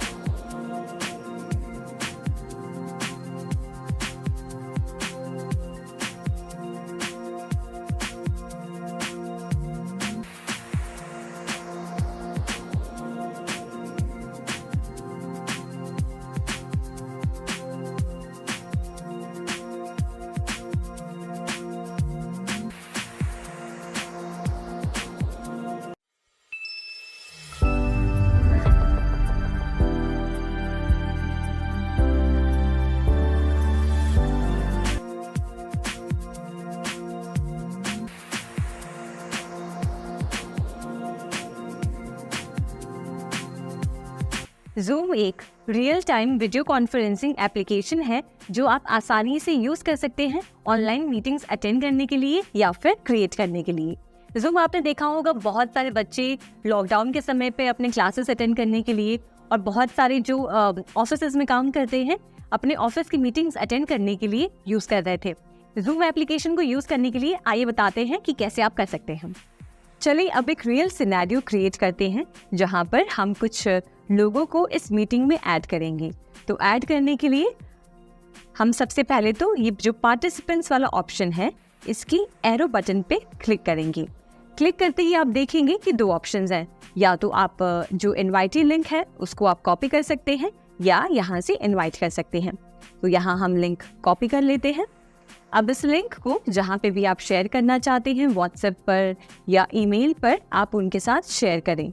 अब जिसके साथ भी आप ये लिंक शेयर करेंगे उन्हें कहें कि अगर उनके फ़ोन में या उनके सिस्टम में Zoom एप्लीकेशन पहले से ही इंस्टॉल्ड है तो वो इस लिंक पे क्लिक करते ही डायरेक्टली मीटिंग को ज्वाइन कर सकते हैं।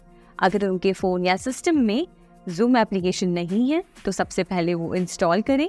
इंस्टॉल करने के बाद जब वो इस लिंक को क्लिक करेंगे तो वो डायरेक्टली मीटिंग को ज्वाइन कर पाएंगे।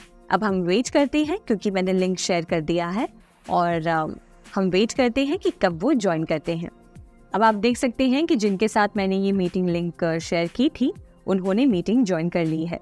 आप यहाँ पे देखेंगे कि एक तरफ आपको मेरी वीडियो नज़र आ रही होगी, यानी कि मैं होस्ट हूँ और आप मुझे देख पा रहे हैं।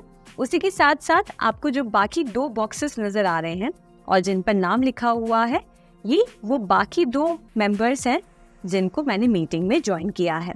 तो अभी इनका कैमरा ऑफ है, इस वजह से आप उनको नहीं देख पा रहे हैं। अगर उनका कैमरा ऑन होता तो आप भी मेरी तरह उन्हें देख पाते। तो इस तरीके से आप लोगों के साथ ऑनलाइन कनेक्ट करके Zoom पर मीटिंग्स ऑर्गेनाइज कर सकते हैं और उनके साथ इंटरैक्ट कर सकते हैं। आए अब कुछ फीचर्स को हम इस्तेमाल करके देखते हैं कि कैसे आप जब एक रियल मीटिंग सिनेरियो में होते हैं तो इन फीचर्स को यूज़ करते हैं। सबसे पहले तो जब आप मीटिंग के बीच में अगर आप अपने वीडियो को बंद करना चाहते हैं तो बंद करने के लिए आप इस वीडियो वाले ऑप्शन पर आएंगे और यहाँ से आप बस इस पर क्लिक करके अपने वीडियो को बंद कर सकते हैं। तो आप देखेंगे कि जैसे ही मैंने वीडियो को बंद किया तो यहाँ पर आपको मेरी इमेज, मेरी वीडियो नज़र नहीं आ रही है, और वापस इसे ऑन करने के लिए हम बस इस पर क्लिक करेंगे और यहाँ से आप मुझे वापस देख सकते हैं। तो ऐसे आप मीटिंग के बीच में जब भी अपना कैमरा बंद करना चाहते हैं या उसको ओपन करना चाहते हैं तो आप आसानी से कर सकते हैं। साथ ही साथ उसके बगल में आप देखेंगे एक ऑडियो का ऑप्शन है। अगर आप इस ऑप्शन पे क्लिक करते हैं तो क्लिक करने पे आप अपने ऑडियो को बंद कर सकते हैं, यानी कि खुद को म्यूट कर सकते हैं। और जब आप अनम्यूट करना चाहते हैं तो आप बस जाके इस पे क्लिक करें और क्लिक करने पे आप खुद को अनम्यूट कर सकते हैं। तो चलिए अब इस वीडियो और ऑडियो में जो और एडवांस सेटिंग्स और फीचर्स हैं उन्हें हम चेक करते हैं। तो सबसे पहले आप देखें जो ऑडियो का ऑप्शन है, तो यहाँ तो हमने देखा कि कैसे आप म्यूट या अनम्यूट कर सकते हैं। साथ ही साथ अगर आप इसके जो ये एरो बटन है इस पे आप जब क्लिक करते हैं तो यहाँ आप देखेंगे कि एक छोटी सी विंडो ओपन हो जाएगी। इस छोटे से विंडो में आप देखेंगे कि 2-3 सेक्शंस हैं। सबसे पहले वाले सेक्शन में ऑप्शन है माइक्रोफोन सिलेक्ट करने का, यानी कि मीटिंग को आप कौन से माइक्रोफोन के साथ अटेंड करना चाहते हैं वो आप सिलेक्ट करेंगे। तो यहाँ पर आप जिस भी माइक्रोफोन को यूज़ करना चाहते हैं वो आप सिलेक्ट करेंगे। उसके बाद जो दूसरा सेक्शन है वो है सिलेक्ट अ स्पीकर का, यानी कि आप कौन सी स्पीकर में मीटिंग को सुनना चाहते हैं, यानी कि आपके टीम मेंबर्स जो प्रेजेंट कर रहे हैं, जो बोल रहे हैं, उसके लिए आपके अगर 2-3 स्पीकर्स हैं जो आपने कनेक्ट कर रखे हैं या इंटरनली आप यूज़ कर रहे हैं, उन स्पीकर्स को आप यहाँ से सिलेक्ट कर सकते हैं। अब इसके बाद आप इसमें ऑप्शन देखेंगे अपने स्पीकर और माइक्रोफोन को टेस्ट करने का, यानी कि अगर आप इस ऑप्शन पे क्लिक करते हैं तो आपका स्पीकर कैसे परफॉर्म कर रहा है या आपका माइक्रोफोन कैसे परफॉर्म कर रहा है वो आप चेक कर सकते हैं। तो यहाँ क्लिक करने पे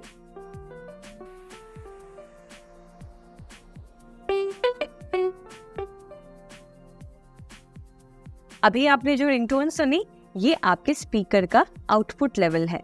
इसी की तरह अगर आप माइक्रोफोन को टेस्ट करना चाहते हैं कि क्या आपका माइक्रोफोन सही से काम कर रहा है, तो आप वापस इस पे जाएं और वापस क्लिक करें टेस्ट स्पीकर एंड माइक्रोफोन, और यहाँ से आप माइक्रोफोन को टेस्ट कर सकते हैं आपने अभी मेरी आवाज़ सुनी, वो माइक्रोफोन की आउटपुट लेवल बता रही थी, और अभी जो आपने देखा यहाँ पर हमने माइक्रोफोन की आउटपुट लेवल को टेस्ट किया, यानी कि जो आप बोल रहे हैं वो आपका माइक्रोफोन कितने अच्छे से कैप्चर कर पा रहा है वो आप सुन सकते हैं। अब इसी के नीचे वाले ऑप्शन में आप अगर कंप्यूटर ऑडियो को लीव करना चाहते हैं तो आप लीव कंप्यूटर ऑडियो पे क्लिक करेंगे और यहाँ से ऑडियो की सेटिंग्स हैं, आप इस पर क्लिक करें और ऑडियो सेटिंग्स में जाकर आप यहाँ से ऑडियो से रिलेटेड सारी सेटिंग्स एक साथ कर सकते हैं। जैसे आप यहाँ पर स्पीकर को सिलेक्ट कर सकते हैं, उसी के साथ साथ आप स्पीकर की वॉल्यूम को एडजस्ट कर सकते हैं। स्पीकर के नीचे आप यहाँ से माइक्रोफोन को सिलेक्ट कर सकते हैं कि आप कौन से माइक्रोफोन से अपने वॉइस को रिकॉर्ड करना चाहते हैं और उसकी वॉल्यूम को एडजस्ट कर सकते हैं। और इसी ऑप्शन के नीचे आप देखेंगे तो एक ऑडियो प्रोफाइल का ऑप्शन है। यहाँ आप बैकग्राउंड नॉइस को कम कर सकते हैं। तो अगर आप बैकग्राउंड नॉइस रिमूवल यूज़ करना चाहते हैं तो उसे आप सिलेक्ट कर सकते हैं और आप इसको ऑटो पे, लो पे, मीडियम पे या हाई पे सेट कर सकते हैं। और उसी के साथ अगर आप कोई पर्सनलाइज्ड ऑडियो आइसोलेशन चाहते हैं तो वो आप यहाँ से सिलेक्ट कर सकते हैं। यहाँ पर ओरिजिनल साउंड फॉर म्यूजिशियंस वो आप सिलेक्ट कर सकते हैं और यहाँ पर और सेटिंग्स हैं, जैसे कि यहाँ से आप रिंगटोन की वॉल्यूम एडजस्ट कर सकते हैं और रिंगटोन में आप कौन सी वॉइस को सुनना चाहते हैं वो आप यहाँ से सिलेक्ट कर सकते हैं। साथ ही साथ अगर आप चाहते हैं कि ऑटोमेटिकली आप ऑडियो के साथ ज्वाइन हो जाएं जब आप आप किसी भी मीटिंग को ज्वाइन करते हैं जूम पर, तो आप इस ऑप्शन को सिलेक्ट कर सकते हैं। अगर आप चाहते हैं कि माइक्रोफोन म्यूट रहे जब आप ज्वाइन करते हैं तो आप इस ऑप्शन को सिलेक्ट करें और जैसे थोड़ा आप नीचे स्क्रॉल करेंगे तो आप देखेंगे कि ये रिंगटोन्स का सेक्शन है। रिंगटोन्स में जब कोई मीटिंग के लिए आपको कॉल करता है तो अगर आप उसके रिंगटोन वॉल्यूम को एडजस्ट करना चाहते हैं तो यहाँ से आप उसको कम कर सकते हैं या बढ़ा सकते हैं। साथ ही साथ अगर आप रिंगटोन के साउंड को चेंज करना चाहते हैं तो आप इस वाले ऑप्शन में आ जाएं, इसके ड्रॉप डाउन मेन्यू पे सिलेक्ट करें और साउंड्स को सुनें।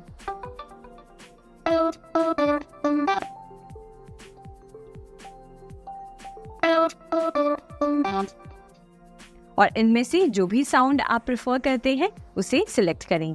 अब नीचे की तरफ आप देखेंगे तो और भी कोई सेटिंग्स हैं, जैसे कि सबसे पहले है कि अगर आप किसी मीटिंग को ज्वाइन करते समय ऑटोमेटिकली अपने ऑडियो के साथ ज्वाइन करना चाहते हैं तो आप इस चेक बॉक्स पर क्लिक करें और इसी के साथ अगर आप ज्वाइन करते समय अपने माइक्रोफोन को म्यूट पे रखना चाहते हैं तो आप इस चेक बॉक्स पे क्लिक करेंगे।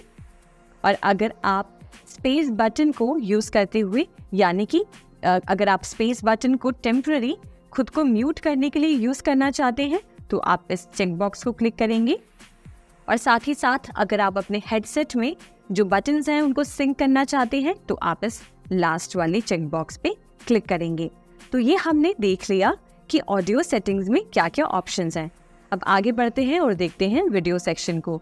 तो वीडियो पे आप क्लिक करते ही देखेंगे कि सेम जो हमने माइक्रोफोन में देखा वैसे ही आपको एक कैमरा सिलेक्ट करने का ऑप्शन मिलता है, जहां पर आप जिस भी कैमरा से मीटिंग को ज्वाइन करना चाहते हैं वो आप सिलेक्ट करेंगे। आप देखेंगे कि यहाँ पे 2 कैमरास हैं, एक तो हमारे कंप्यूटर सिस्टम का जो वेब कैम है वो, और दूसरा है OBS वर्चुअल कैमरा। तो ये एक सॉफ्टवेयर है जिसका कैमरा यहाँ पे शो कर रहा है। तो आप यहाँ पर अपने कैमरा को सिलेक्ट कर सकते हैं। साथ ही साथ अगर आप अपने वीडियो के बीच में एक वर्चुअल बैकग्राउंड ऐड करना चाहते हैं तो वो आप कर सकते हैं। चलिए मैं आपको करके दिखाती हूँ। जैसे अगर आप इस ऑप्शन पे क्लिक करते हैं, यहाँ पे आप देखेंगे कि काफ़ी सारे बैकग्राउंड के ऑप्शंस हैं। मैं जिस भी बैकग्राउंड पे यहाँ पर क्लिक करूँगी तो आप देखेंगे कि मेरी बैकग्राउंड भी वैसे ही चेंज हो गई है। तो आप इनमें से कोई भी बैकग्राउंड आप ऐड कर सकते हैं। यहाँ आप देखेंगे कि मैं जिस भी बैकग्राउंड में स्विच कर रही हूँ वैसे वैसे मेरी बैकग्राउंड भी चेंज हो रही है। तो आप जिस भी बैकग्राउंड को पसंद करते हैं उस बैकग्राउंड को एक्सप्लोर करें और फिर आप अपने बैकग्राउंड में उस इमेज को यूज़ कर सकते हैं। तो इसमें आप देखेंगे एक तो है वर्चुअल बैकग्राउंड्स का ऑप्शन, जहाँ पे आपको वर्चुअल बैकग्राउंड्स मिलते हैं। अगर आप बस एक फ़िल्टर लगाना चाहते हैं तो आप फ़िल्टर लगा सकते हैं। वीडियो फ़िल्टर्स में आकर आप जो भी फ़िल्टर इस्तेमाल करना चाहते हैं, मान लें हम इस वाले फ़िल्टर को क्लिक करते हैं तो आप देख सकते हैं कि यहाँ पर एक फ़िल्टर लग गई है। वैसे ही आप जिस भी फ़िल्टर को पसंद करते हैं उस फ़िल्टर को आप ऐड कर सकते हैं। जैसे आप देख सकते हैं कि बैकग्राउंड में पीछे की तरफ आपका जो है इमेज ऐड होता है, पर फ़िल्टर में आपकी जो वीडियो है उसके ऊपर एक फ़िल्टर अप्लाई होता है। जैसे माने कि अगर हम इनमें से कोई और फ़िल्टर ट्राई करते हैं,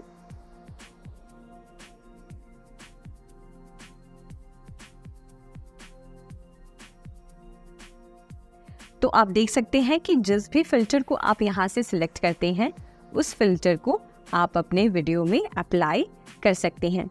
अब हम जाते हैं एवटार में। एवटार में आप खुद का एक एवटार क्रिएट कर सकते हैं। मान ली अगर हम इसमें से इस फॉक्स वाले एवटार को क्लिक करते हैं और डाउनलोड करते हैं,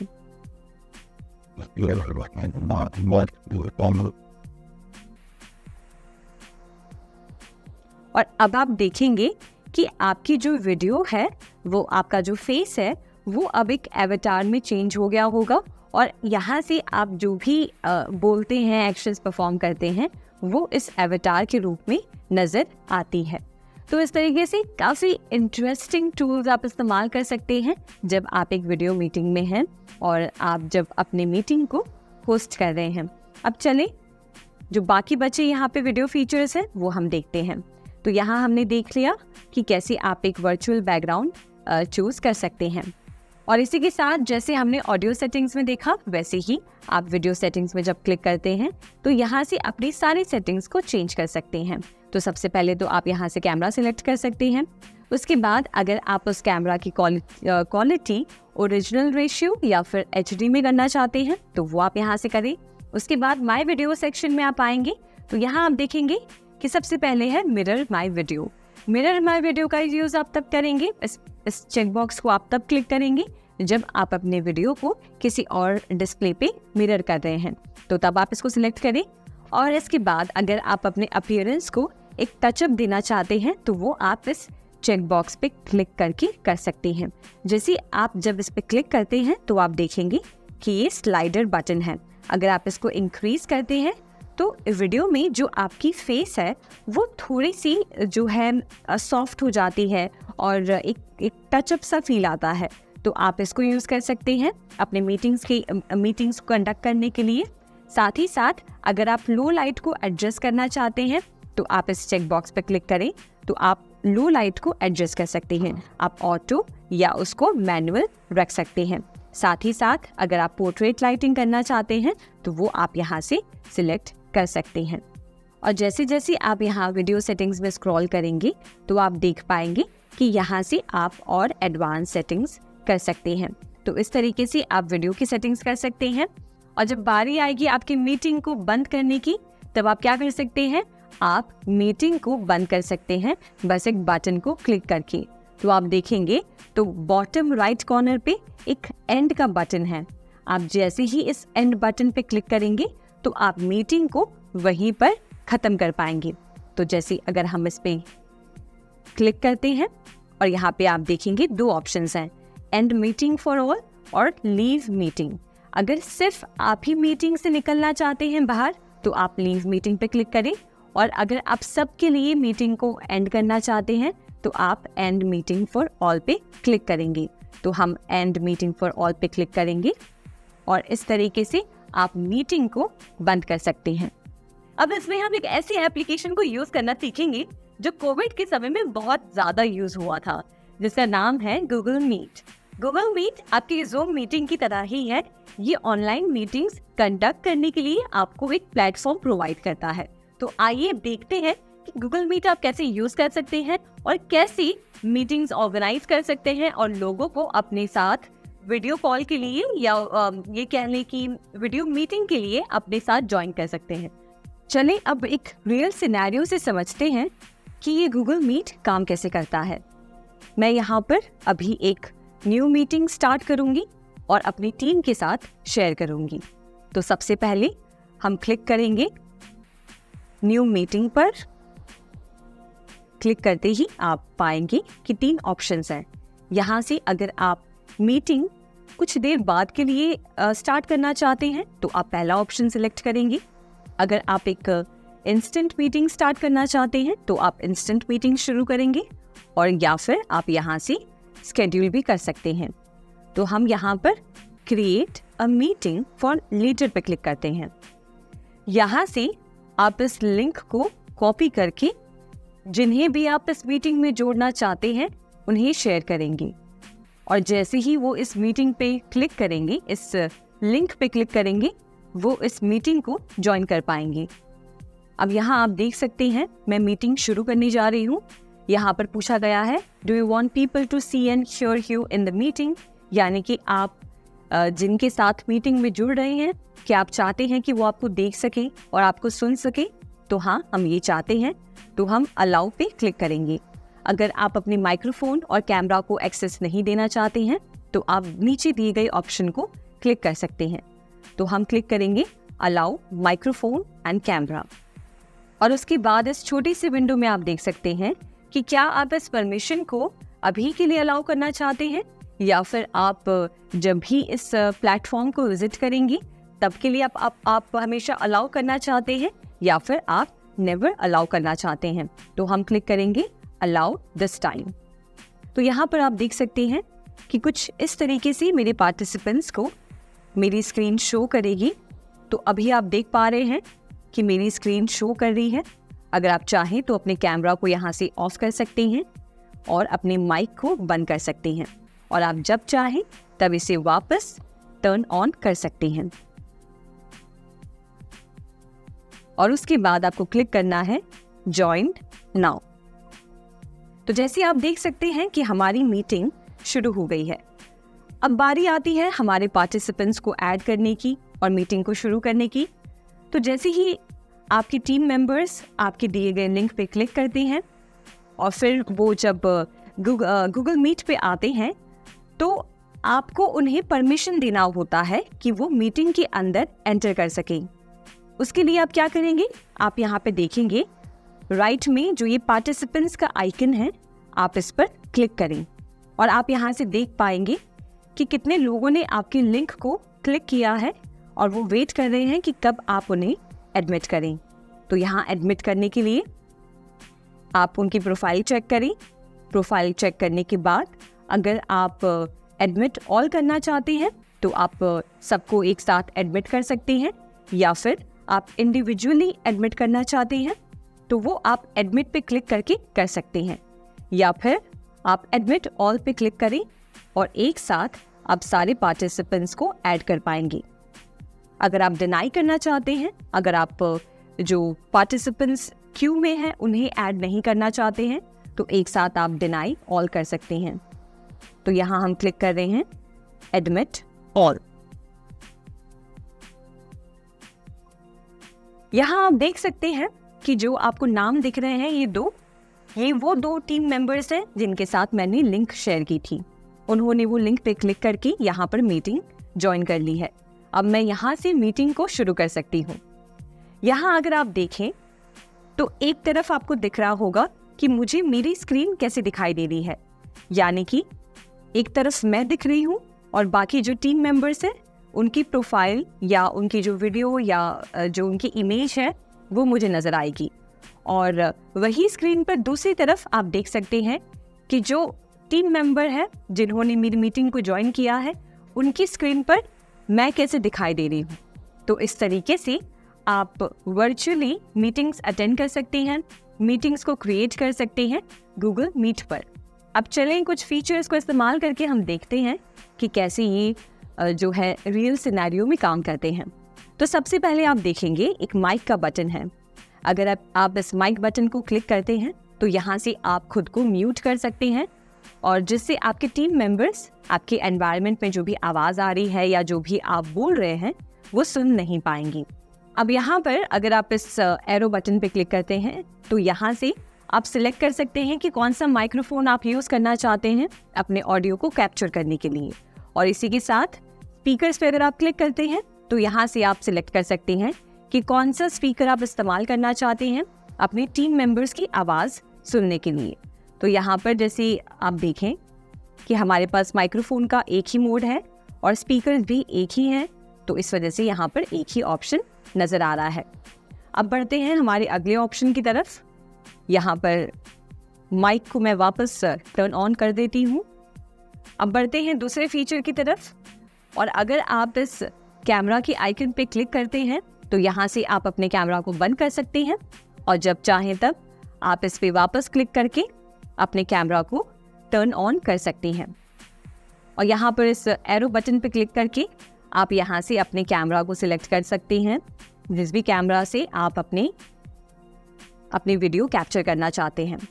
अब चलिए देखते हैं तीसरा फीचर। अगर आप इस पे क्लिक करते हैं तो यहाँ से आप कैप्शंस को टर्न ऑन कर सकते हैं, यानी कि जो भी स्पीकर बोल रहा है उसे अगर आप शब्दों के रूप में पढ़ना चाहते हैं तो इसके लिए आप इस कैप्शंस का इस्तेमाल करेंगे।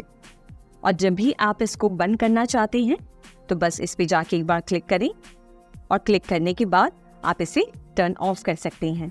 यहाँ मैं आपको बता दूं कि आप अपना प्रेफर्ड लैंग्वेज सिलेक्ट कर सकते हैं।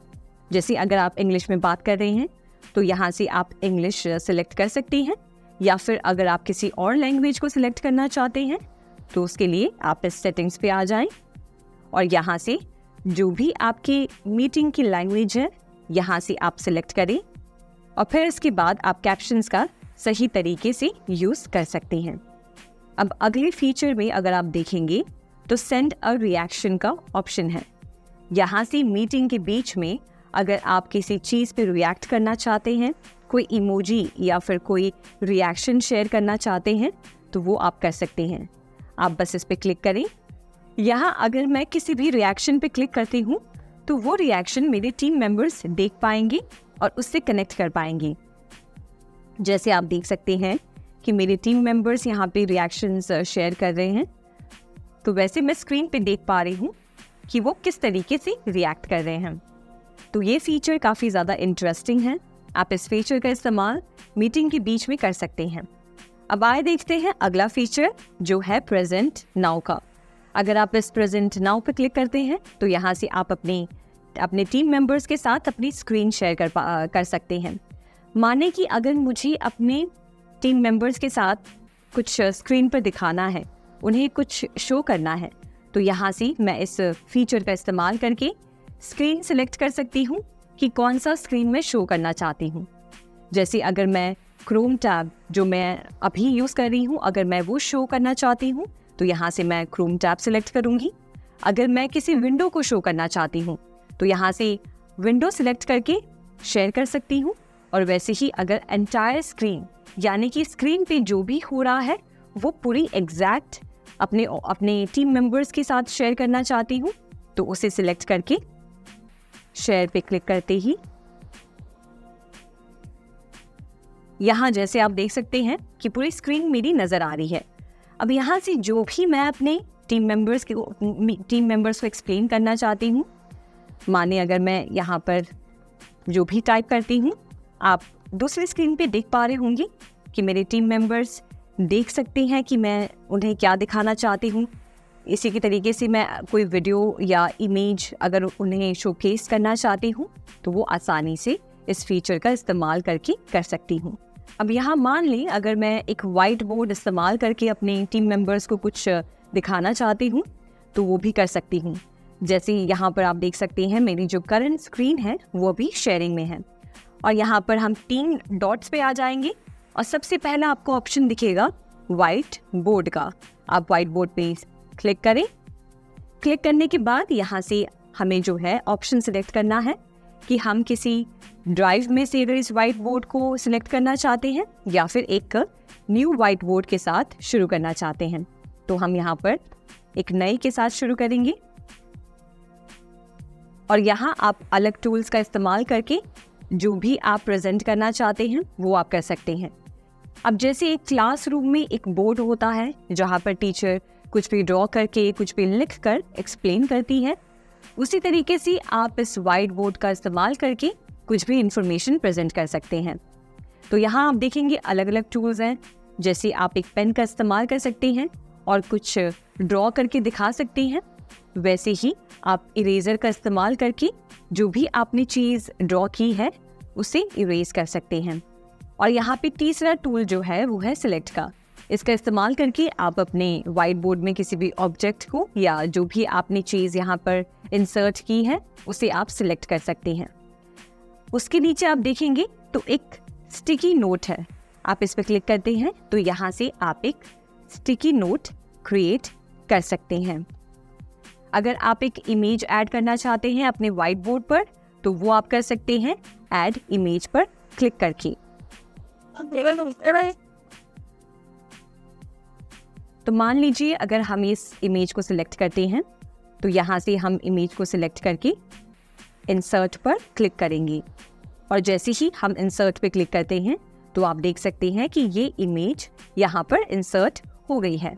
इसकी पोजीशन को आप एडजस्ट कर सकते हैं या फिर इसे आसानी से रीसाइज कर सकते हैं। इसके नीचे वाले टूल में अगर आप देखेंगे तो एक सर्कल का ऑप्शन है। अगर आप एक सर्कल क्रिएट करना चाहते हैं तो वो भी आप आसानी से कर सकते हैं। अब बढ़ते हैं अगले टूल की तरफ जो है एक टेक्स्ट बॉक्स। टेक्स्ट बॉक्स पे क्लिक करते ही आप अपने वाइट बोर्ड पे आए और कहीं पे भी जहां भी आप इस टेक्स्ट बॉक्स को इंसर्ट करना चाहते हैं उस पर बस क्लिक करें। ये हमारा बॉक्स इंसर्ट हो गया है। अब जो भी आप इसमें इंसर्ट करना चाहते हैं या टाइप करना चाहते हैं वो आप टाइप करें। टाइप करने के बाद आप उस टेक्स्ट बॉक्स के साइज़ को एडजस्ट कर सकते हैं और जहाँ भी उसे प्लेस करना चाहते हैं अपने वाइट बोर्ड में वो आप आसानी से कर सकते हैं। अब यहाँ देखते हैं लास्ट टूल जो है लेज़र का। आप इस टूल का इस्तेमाल करके अपने वाइट बोर्ड में किसी भी पॉइंट को जो है एम्फसाइज कर सकते हैं और कहीं पे भी आप पॉइंट कर सकते हैं। यहाँ हमने देखा कि कैसे आप एक रियल टाइम में मीटिंग को ऑर्गेनाइज कर सकते हैं और जो मेन फीचर्स हैं उनका इस्तेमाल आसानी से कर सकते हैं। अब हम जानेंगे दूसरे मीटिंग सॉफ्टवेयर के बारे में जिसका नाम है माइक्रोसॉफ्ट टीम। ये माइक्रोसॉफ्ट टीम्स भी आपके गूगल मीट की तरह होता है, यानी कि इस पर भी आप मीटिंग्स कंडक्ट कर सकते हैं, पार्टिसिपेंट्स को ऐड कर सकते हैं और इंफॉर्मेशन शेयर कर सकते हैं। अब चले देखते हैं कि कैसे आप माइक्रोसॉफ्ट टीम्स के अंदर टीम क्रिएट कर सकते हैं। जैसे आपके ऑर्गेनाइजेशन में अलग अलग डिपार्टमेंट्स होते हैं और अगर उन डिपार्टमेंट्स के साथ आप अलग अलग टीम्स क्रिएट करना चाहते हैं, उनके बीच में फाइल शेयर करना चाहते हैं, उनके साथ मीटिंग्स ऑर्गेनाइज करना चाहते हैं, उनके साथ चैट करना चाहते हैं, तो उसके लिए आप अलग अलग टीम्स क्रिएट कर सकते हैं। तो आइए अब देखते हैं कि कैसे आप एक टीम क्रिएट करेंगे। तो यहाँ आप देखेंगे कि एक टीम यहाँ पे क्रिएटेड है। हम यहाँ पे सीख रहे हैं कि कैसे हम एक टीम डेवलप करेंगे। तो उसके लिए सबसे पहले आपको इस प्लस आइकन पे क्लिक करना है जहाँ पर लिखा है create and join teams and channels. आप इस पे क्लिक करें। क्लिक करने के बाद आपको 3 ऑप्शंस दिखेंगे, एक चैनल क्रिएट करने का, टीम क्रिएट करने का या फिर टीम को ज्वाइन करने का ऑप्शन। तो अगर आप किसी टीम को ज्वाइन करना चाहते हैं जो ऑलरेडी क्रिएटेड है तो आप ज्वाइन टीम पे क्लिक कर सकते हैं। हम एक टीम क्रिएट करना चाहते हैं तो हम क्रिएट टीम पे क्लिक करेंगे। और वैसे ही अगर आप कोई चैनल क्रिएट करना चाहते हैं तो आप चैनल क्रिएट पे क्लिक करेंगे। तो अब हम क्रिएट टीम पे क्लिक करेंगे और यहाँ से हमें हमारी टीम की जो डिस्क्रिप्शन है, जो नाम है, और अगर आप उसको प्राइवेट या पब्लिक रखना चाहते हैं तो वो हम सिलेक्ट करेंगे। तो सबसे पहले हम यहाँ पर टीम को एक नाम देंगे। आपका जो भी डिपार्टमेंट है उससे रिलेटेड आप कोई नाम दे सकते हैं, या फिर आप जो भी पर्सनल नाम रखना चाहते हैं या जो भी नाम आपको लगता है कि सबसे बेस्ट सूटेड होगा वो आप नाम इस टीम को दे सकते हैं। तो मान लीजिए मैं अपने ऑर्गेनाइजेशन में जो टेक डिपार्टमेंट है उनके लिए एक टीम क्रिएट कर रही हूँ। तो यहाँ मैंने लिख दिया टेक डिपार्टमेंट। अब उसके बाद नीचे आप देखेंगे एक डिस्क्रिप्शन का ऑप्शन है। डिस्क्रिप्शन में आपको अपनी टीम से रिलेटेड इंफॉर्मेशन शेयर करनी है कि वो टीम क्या करेगी, उसकी एक्टिविटीज़ क्या होंगी और ये टीम किस लिए बनाया गया है। तो आप जो भी चाहें वो डिस्क्रिप्शन में लिख सकते हैं और ये कंपलसरी नहीं है। अगर आप इस डिस्क्रिप्शन को ऐड नहीं करना चाहते हैं तो आप आगे बढ़ सकते हैं। अब डिस्क्रिप्शन के नीचे आप देखेंगे तो दो ऑप्शन है, प्राइवेट और पब्लिक। प्राइवेट आप तब सिलेक्ट करेंगे जब आप एक ऐसा टीम क्रिएट करना चाहते हैं जिसमें कोई भी आपके ऑर्गेनाइजेशन में आपके परमिशन के बिना एंटर ना हो पाए। और अगर आप उसको पब्लिक सिलेक्ट करते हैं तो इसका मतलब ये है कि ऑर्गेनाइजेशन में आपने सबके लिए ओपन रखा है, जो भी इस टीम को ज्वाइन करना चाहता है वो कर सकता है। तो मान लीजिए हम इस टीम को प्राइवेट रख रहे हैं तो हम प्राइवेट पे क्लिक करेंगे। प्राइवेट पे क्लिक करते ही आप देखेंगे कि प्राइवेट यहाँ पे सिलेक्टेड है। आप जब चाहें तब इस पे क्लिक करके स्विच कर सकते हैं। अब हमने हमारी टीम का नाम दे दिया है। अब बारी आती है इसे क्रिएट करने की। तो हम बस क्रिएट बटन पे क्लिक करेंगे और अब आप देख सकते हैं कि हमारी टीम क्रिएट हो रही है और ये हमारी टीम क्रिएट हो गई है। आप लेफ्ट पैनल में देखेंगे तो ये दो टीम्स हैं। ये पहले वाली पुरानी जो टीम थी वो है और ये टेक डिपार्टमेंट जो हमने अभी क्रिएट किया है ये वो टीम है। चलिए अब देखते हैं कि हमने जो अभी एक टीम क्रिएट किया है, अगर हम उनके साथ एक वीडियो मीटिंग शुरू करना चाहते हैं तो वो हम कैसे कर सकते हैं। तो बस आपको जाके सबसे पहले तो उस टीम को सिलेक्ट करना है। सिलेक्ट करने के बाद आप क्या करेंगे, आप राइट हैंड साइड जो पैनल है उसके ऊपर आप देखेंगे एक वीडियो कैमरा का आइकन है। आप जब इस पे क्लिक करेंगे तो क्लिक करते ही आप देखेंगे कि एक नई विंडो ओपन होती है। यहाँ पर हमें अपनी मीटिंग की इंफॉर्मेशन जो है चूज करनी है। जैसे सबसे पहले आप यहाँ पे देखिए तो आपको अपने मीटिंग को एक नाम देना है। तो मान लें हम यहाँ पर नाम देते हैं इंट्रोडक्शन मीटिंग। नाम देने के बाद आप देखेंगे कि नाम सेव हो गया है। अब आपको सिलेक्ट करना है कि क्या आप मीटिंग के दरमियान अपने कैमरा को ऑन रखना चाहते हैं, यानी कि जब आप अपने टीम मेंबर्स के साथ मीटिंग में बात कर रहे होंगे तब क्या आप अपने कैमरा को यूज़ करना चाहते हैं या नहीं। तो मान लें अगर आप नहीं करना चाहते हैं तो आप इस कैमरा को यहाँ से बंद ही रहने दें। अगर आप यूज़ करना चाहते हैं तो आप बस इस ऑप्शन को, ये जो बटन है इस पर आप क्लिक करें और क्लिक करते ही आप देखेंगे कि आपकी वीडियो आपको इस बॉक्स में नज़र आएगी, यानी कि जब मीटिंग शुरू होगी तो आप कुछ इस तरीके से दिखाई देंगे। आप जब चाहें तब इसे बस यहाँ से बंद कर सकते हैं और बंद करते ही आपका कैमरा जो है वो टर्न ऑफ हो जाएगा। चलिए अब देखते हैं कि कैसे आप इसके अंदर अपने माइक और स्पीकर्स के ऑप्शंस को सिलेक्ट कर सकते हैं। तो मान लें यहाँ पर आप देखें कि ये माइक का जो बटन है वो ऑन है, यानी कि जब मीटिंग शुरू होगी तो हमारे एनवायरनमेंट में यहाँ पे जो भी आवाज़ आएगी या जो भी हम बात करेंगे वो हमारे टीम मेंबर्स सुन पाएंगे।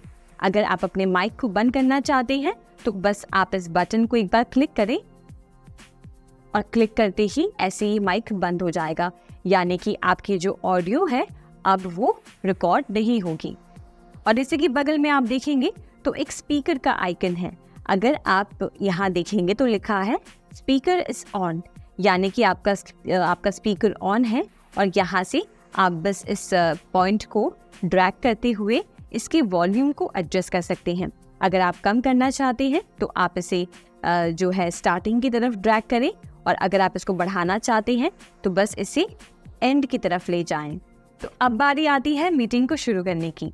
मीटिंग शुरू करने से पहले मैं आपको बता दूं कि अगर आप अपना कोई एवेटार यूज़ करना चाहते हैं या फिर अगर आप कोई बैकग्राउंड इफेक्ट देना चाहते हैं आपके वीडियो में, तो वो आप दे सकते हैं। जैसे आप देखेंगे जो कैमरा का सेक्शन है, अगर हम इसे टर्न ऑन करते हैं तो ऑन करने के बाद आप देखेंगे इफेक्ट्स एंड एवेटार का ऑप्शन है। आप इस पर क्लिक करें और यहाँ से आप अलग अलग जो वीडियो इफेक्ट्स है वो ऐड कर सकते हैं। जैसे मान लें अगर हम इस वाले पर क्लिक करते हैं तो आप देखेंगे कि बैकग्राउंड में ये इफेक्ट ऐड हो गया है। अब आप जो भी बैकग्राउंड ऐड करना चाहते हैं उस पर बस जाकर क्लिक करें और इस तरीके से आप बैकग्राउंड ऐड कर सकते हैं। और इसका आप इस्तेमाल तब कर सकते हैं जब अगर आपके बैकग्राउंड में कुछ डिस्टर्बेंस है या आप कहीं अपने पर्सनल रूम में हैं और आप किसी प्रोफेशनल मीटिंग को ज्वाइन कर रहे हैं, तो आप इन बैकग्राउंड्स को यूज़ कर सकते हैं। और इसी के साथ अगर आप अपने कैमरा को यूज़ नहीं कर रहे हैं और आप अपनी जगह पर एक एवेटार को यूज़ करना चाहते हैं, तो कैमरा को बंद करके आप एवेटार के सेक्शन में आएंगे। तो यहाँ से आप अपना खुद का एवेटार क्रिएट करके वो अपने प्रोफाइल में दिखा सकते हैं। तो ये हमने देखा कि कैसे आप सारी audio settings, video settings, camera settings को जो है चेंज कर सकते हैं। अब बारी आती है मीटिंग को शुरू करने की। तो मीटिंग शुरू करते हैं, उसके लिए हम क्लिक करेंगे जॉइन नाउ। अब आप देखेंगे कि हमने मीटिंग शुरू कर दी है। अब यहाँ पे छोटे से विंडो में हमारे पास 3 ऑप्शंस मिलते हैं। अगर आप अपने मीटिंग लिंक को कॉपी करना चाहते हैं तो यहाँ से आप कॉपी करके अपने टीम मेंबर्स के साथ शेयर करें और उन्हें कहें कि वो लिंक को कॉपी करके मीटिंग को ज्वाइन करें। या फिर अगर आप यहाँ से ऐड पार्टिसिपेंट्स करना चाहते हैं तो आप ऐड पार्टिसिपेंट्स पर क्लिक करके पार्टिसिपेंट्स को डायरेक्टली ऐड कर सकते हैं। या फिर अगर आप ईमेल के थ्रू इस मीटिंग के बारे में नोटिफाई करना चाहते हैं ज्वाइन करने के लिए, तो आप इस ऑप्शन को सिलेक्ट कर सकते हैं। अब यहाँ आप देखें कि जिसके साथ हमने हमारी मीटिंग लिंक शेयर की थी वो अब यहाँ पर एंटर हो चुके हैं और अब हमें इन्हें एडमिट करना है ताकि वो हमें ज्वाइन कर पाएँ। हम क्लिक करेंगे एडमिट पर। यहाँ अब आप देखें कि ये मेंबर हमारे साथ ज्वाइन हो गए हैं। अब आप देखें कि जो दूसरे मेंबर हैं वो हमें ज्वाइन कर चुके हैं। अब हम उन्हें यहाँ से एडमिट करेंगे।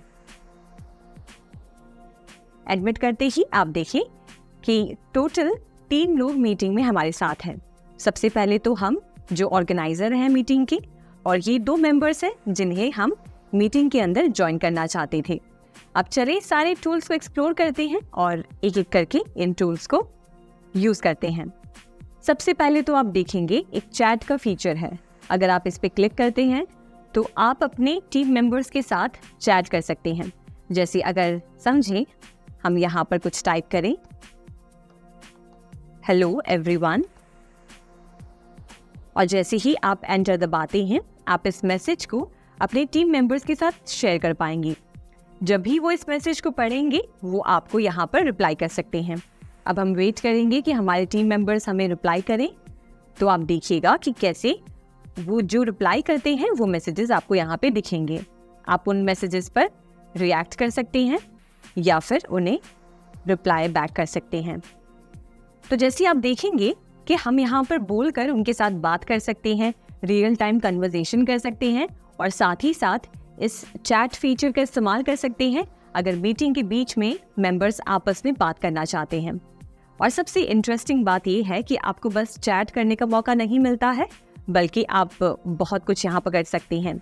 जैसे आप अपने टेक्स्ट को फॉर्मेट कर सकते हैं, यहाँ से बोल्ड, इटैलिक, या अपने टेक्स्ट का स्टाइल चेंज कर सकते हैं। साथ ही साथ अगर आप इस चैट में किसी इमेज को ऐड करना चाहते हैं तो वो आप कर सकते हैं।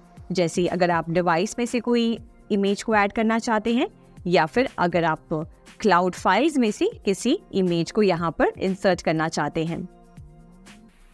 इसके साथ साथ अगर आप कुछ यहाँ पर अटैच करना चाहते हैं अपने डिवाइस में से या क्लाउड फाइल्स में से, वो आप करें। और यहाँ पर इमोजी का एक सेक्शन है, जैसे आपके मोबाइल फ़ोन में होता है, आप व्हाट्सएप या जो मैसेजिंग ऐप्स हैं उसमें आप इमोजीज़ का इस्तेमाल करते हैं, वैसे ही आप इन इमोजीज़ का इस्तेमाल कर सकते हैं। साथ ही साथ आप यहाँ से GIF भेज सकते हैं, आप एक डिज़ाइन क्रिएट कर सकते हैं। इस डिज़ाइनर ऑप्शन पे जाकर आप यहाँ से एक टास्क क्रिएट कर सकते हैं, और आप अगर एक पोल क्रिएट करना चाहते हैं तो आप पोल वाले ऑप्शन पे जाकर यहाँ से अपना क्वेश्चन टाइप कर सकते हैं, एक डिस्क्रिप्शन एंटर कर सकते हैं, और ऑप्शन 1, ऑप्शन 2 या मल्टीपल ऑप्शंस जो है ऐड कर सकते हैं। तो ये चैट में आपको काफ़ी सारे ऐसे कूल फीचर्स मिलते हैं जिसका इस्तेमाल करके आप अपने इंटरनली टीम मेंबर्स के साथ कम्युनिकेट कर सकते हैं जब मीटिंग चल रही होती है। अब चले अगले फीचर की तरफ, और जो अगला यहाँ पे टूल है वो है पीपल का। पीपल पे क्लिक करते ही आप यहाँ पे मीटिंग के अंदर जो भी लोग जुड़े हैं उनका नाम और साथ ही साथ वो क्या रोल प्ले कर रहे हैं। जैसे आप एक ऑर्गेनाइजर का रोल प्ले कर रहे हैं तो नीचे लिखा हुआ है ऑर्गेनाइजर, और बाकी सब हमारे गेस्ट हैं तो यहाँ पे मीटिंग गेस्ट की तरह जो उनका प्रोफाइल है वो डिस्प्ले हो रहा है। अब आप देखें कि जिस भी प्रोफाइल पे आप क्लिक करते हैं तो यहाँ पे 3 डॉट्स आपको मिलते हैं। आप इस पे क्लिक करेंगे तो यहाँ से आप उनको पिन कर सकते हैं, आप उनको स्पॉटलाइट में डाल सकते हैं अगर आप उनको सबके बीच में एक स्पॉटलाइट में डालना चाहते हैं, और आप अगर उनको मीटिंग से निकालना चाहते हैं तो आप रिमूव फ्रॉम मीटिंग पे क्लिक करके उन्हें मीटिंग से निकाल सकते हैं। और आपको यहाँ पर शेयर इनवाइटी का ऑप्शन भी मिलता है अगर आप यहाँ पे एडिशनल पार्टिसिपेंट्स को ऐड करना चाहते हैं। तो ये था हमारा पीपल वाला सेक्शन जहाँ पर आप सारी जानकारी ले सकते हैं। तीसरे सेक्शन पे, तीसरे टूल पे आते हैं जो है रेज योर हैंड। ये टूल का इस्तेमाल आप तब कर सकते हैं जब मीटिंग के बीच में अगर किसी 2 लोगों के बीच में कन्वर्सेशन चल रही है और अगर आप परमिशन चाहते हैं कि क्या आप भी उस कन्वर्सेशन में पार्टिसिपेट कर सकते हैं, तब आप इस पर क्लिक करके रेज योर हैंड दिखा सकते हैं, जिससे कि जो मीटिंग होस्ट है या जो ऑर्गेनाइजर है उन्हें पता चलता है कि आप भी कुछ बोलना चाहते हैं, आप भी उसमें कुछ ऐड करना चाहते हैं, तो वो आपको फिर परमिशन अलाउ कर सकते हैं। अब बढ़ते हैं अगले टूल की तरफ जो है रिएक्ट का। तो यहाँ से आप कोई भी चीज़ पर रिएक्ट कर सकते हैं, यहाँ से आप लाइक कर सकते हैं, यहाँ से आप जो है अपलॉज या लाफ या सरप्राइज्ड वाला जो रिएक्शन भेज सकते हैं। इसी के साथ साथ व्यू सेक्शन में जाकर आप अगर गैलरी में सारे पार्टिसिपेंट्स को एक साथ देखना चाहते हैं तो वो आप कर सकते हैं। अगर आप स्पीकर पे जाते हैं तो आप स्पीकर मोड में स्विच कर जाते हैं, और उसी के साथ साथ अगर आप एक टुगेदर मोड पे जाना चाहते हैं, टुगेदर मोड पे क्लिक करते ही आप टुगेदर मोड में यहाँ पर स्विच करते हैं। और यहाँ पर आप देखेंगे मोर ऑप्शंस में आपको जो है शो गैलरी एट टॉप, अगर आप गैलरी को ऊपर दिखाना चाहते हैं वो आप कर सकते हैं। आप इनकमिंग वीडियो को टर्न ऑफ कर सकते हैं या फिर आप एक फुल स्क्रीन पे स्विच कर सकते हैं। अब बढ़ते हैं हमारे अगले टूल्स की तरफ जो आपको मिलेंगे मोर सेक्शन में। मोर सेक्शन में आप मीटिंग इन्फॉर्मेशन चेक कर सकते हैं। यहाँ से देखिए हम ऑर्गेनाइजर हैं तो हमारा नाम यहाँ शो कर रहा है। आप यहाँ से जो ज्वाइनिंग इन्फो है वो कॉपी कर सकते हैं और किसी के साथ भी शेयर कर सकते हैं। और अगर आप बैकग्राउंड को चेंज करना चाहते हैं तो आप बैकग्राउंड इफेक्ट्स में जाकर यहाँ से जो भी बैकग्राउंड को आप अप्लाई करना चाहते हैं उससे आप क्लिक करें, और अगर आप चाहें तो उसका प्रीव्यू चेक कर सकते हैं और या फिर उसे डायरेक्टली अप्लाई कर सकते हैं। और अगला टूल है लैंग्वेज एंड स्पीच का। अगर आप इस लैंग्वेज एंड स्पीच में टर्न ऑन लाइव कैप्शंस करते हैं तो यहाँ से आप कैप्शंस ऑन कर सकते हैं, यानी कि आप जो भी बोल रहे हैं वो कैप्शंस के रूप में आपके टीम मेंबर्स देख पाएंगे, या आपकी मीटिंग में जो बाकी लोग बात कर रहे हैं उनको आप कैप्शंस के रूप में पढ़ सकते हैं। और उसी के साथ साथ अगर आप कोई एडवांस सेटिंग्स करना चाहते हैं तो आप सेटिंग्स पे क्लिक करके डिवाइस सेटिंग्स में आकर यहाँ से अपने ऑडियो डिवाइसेस, स्पीकर, माइक्रोफोन और जो कैमरा ऑप्शंस हैं वो आप सिलेक्ट कर सकते हैं। अब चलिए देखते हैं कि कैसे आप अपना कैमरा बंद कर सकते हैं। तो जैसे अगर मीटिंग में आप जो है कैमरा यूज़ नहीं करना चाहते हैं तो आप आसानी से कैमरा बटन को यहाँ से क्लिक करते हुए इसे टर्न ऑफ कर सकते हैं। और जैसे ही आप कैमरा को टर्न ऑफ करते हैं तो आपकी मीटिंग के अंदर बस आपकी ऑडियो लोगों को सुनाई देगी, पर वो आपको नहीं देख पाएंगे। और ऐसे ही अगर आप माइक को टर्न ऑफ करना चाहते हैं तो आप माइक बटन पे क्लिक करें और इस तरीके से आप खुद को अनम्यूट कर सकते हैं। और जब चाहें तब आप इस पर वापस जाकर क्लिक करें और आप कैमरा को वापस एनेबल कर सकते हैं और माइक को भी वापस एनेबल कर सकते हैं। यहाँ अगले टूल में आप देखेंगे जो शेयर का ऑप्शन है। यहाँ से अगर आप कंटेंट के साथ अगर आप साउंड को इंक्लूड करना चाहते हैं तो आप इसे टर्न ऑन कर दें, और जब आप इसे बंद करना चाहते हैं आप यहाँ से टॉगल ऑफ कर सकते हैं। यहाँ आप देखेंगे प्रेजेंटर मोड में 4 ऑप्शंस हैं। तो सबसे पहला है कंटेंट ओनली, यानी कि आप बस कंटेंट को अपने मेंबर्स के साथ दिखाना चाहते हैं, उनके साथ उनको आप शो करना चाहते हैं तो आप कंटेंट ओनली सिलेक्ट करेंगे। वैसे ही अगर आप स्टैंड आउट मोड में करना चाहते हैं तो आप स्टैंड आउट सिलेक्ट करें। वैसे ही अगर आप साइड बाय साइड आप खुद को भी दिखाना चाहते हैं और कंटेंट को भी दिखाना चाहते हैं तो आप साइड बाय साइड सिलेक्ट करें। या फिर अगर आप रिपोर्टर मोड चाहते हैं तो वो आप यहाँ से क्लिक करेंगे और उसके बाद आप देखिए ये स्क्रीन का ऑप्शन है। तो यहाँ से आप चाहें तो जो आपकी करंट स्क्रीन है या कोई और विंडो आप सिलेक्ट करना चाहते हैं तो वो आप यहाँ से क्लिक करके शेयर कर सकते हैं। मान लें हम इस वाली स्क्रीन को शेयर करना चाहते हैं। अब आप देख रहे होंगे कि जैसे ही मैंने अपना स्क्रीन शेयर किया, मेरे साथ जो टीम मेंबर्स जुड़े हैं वो मेरी स्क्रीन को देख पा रहे हैं। और अब आप जिस भी विंडो को या जहाँ पे भी आप जो भी आप शोकेस करना चाहते हैं वो आप कर सकते हैं। आप स्टॉप शेयरिंग पे क्लिक करेंगे तो यहाँ से आपकी जो स्क्रीन शेयर हो रही थी वो बंद हो गई है। और स्क्रीन पर आप देखेंगे एक चेंज सीन का ऑप्शन है। यहाँ पर क्लिक करके आप अपने मीटिंग का सीन चेंज कर सकते हैं। तो आप देख सकते हैं कि जो बैकग्राउंड में सीन है वो चेंज हो गई है। इसी तरीके से आप अपने मीटिंग के बीच में जब भी आपको लगता है कि आप सीन को चेंज करना चाहते हैं, आप बस इसमें से जो है सीन को सिलेक्ट करें और अप्लाई बटन पे क्लिक करें। तो इस तरीके से हमने देखा कि कैसे आप एक माइक्रोसॉफ्ट टीम्स ऑर्गेनाइज कर सकते हैं, लोगों को अपने मीटिंग में ज्वाइन कर सकते हैं और जो सारे टूल्स हमने जाने थे उन्हें आप जाकर एक्सप्लोर कर सकते हैं। अब यहाँ मान लीजिए अगर हम मीटिंग को बंद करना चाहते हैं, मीटिंग को ख़त्म करना चाहते हैं, तो हम जो लीव बटन है इसमें हम जाएंगे और जो ड्रॉप डाउन मेन्यू है इस पर आप क्लिक करें तो देखिए 2 ऑप्शंस हैं। एक तो है लीव का, एक है एंड मीटिंग का। अगर आप मीटिंग को ख़त्म करना चाहते हैं तो आप डायरेक्टली एंड मीटिंग पे क्लिक करें, या फिर अगर आप ही सिर्फ मीटिंग को लीव करना चाहते हैं और आप चाहते हैं कि ये मीटिंग चलती रहे तो आप लीव पे क्लिक कर सकते हैं। तो हम यहाँ पे एंड मीटिंग पे क्लिक करेंगे और यहाँ से you will and the meeting for everyone हम क्लिक करेंगे एंड, और ऐसे आप अपनी मीटिंग को एंड कर सकते हैं। तो ये हमने देखा कि कैसे आप माइक्रोसॉफ्ट टीम्स में जाकर प्रैक्टिकली एक मीटिंग ऑर्गेनाइज कर सकते हैं, अपने साथ लोगों को जोड़ सकते हैं, अपने स्क्रीन को शेयर कर सकते हैं और बाकी टूल्स का इस्तेमाल कर सकते हैं।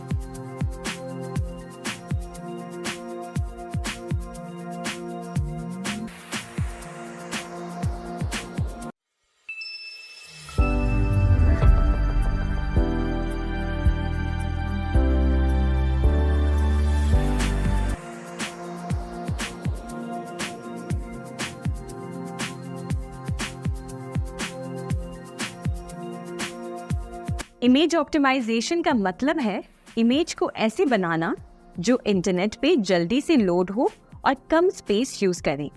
सोचिए जब आप किसी वेबसाइट पे जाते हैं और वहाँ कुछ पिक्चर्स को लोड होने में देरी लगती है, तो ये इमेज ऑप्टिमाइजेशन की कमी की वजह से होता है।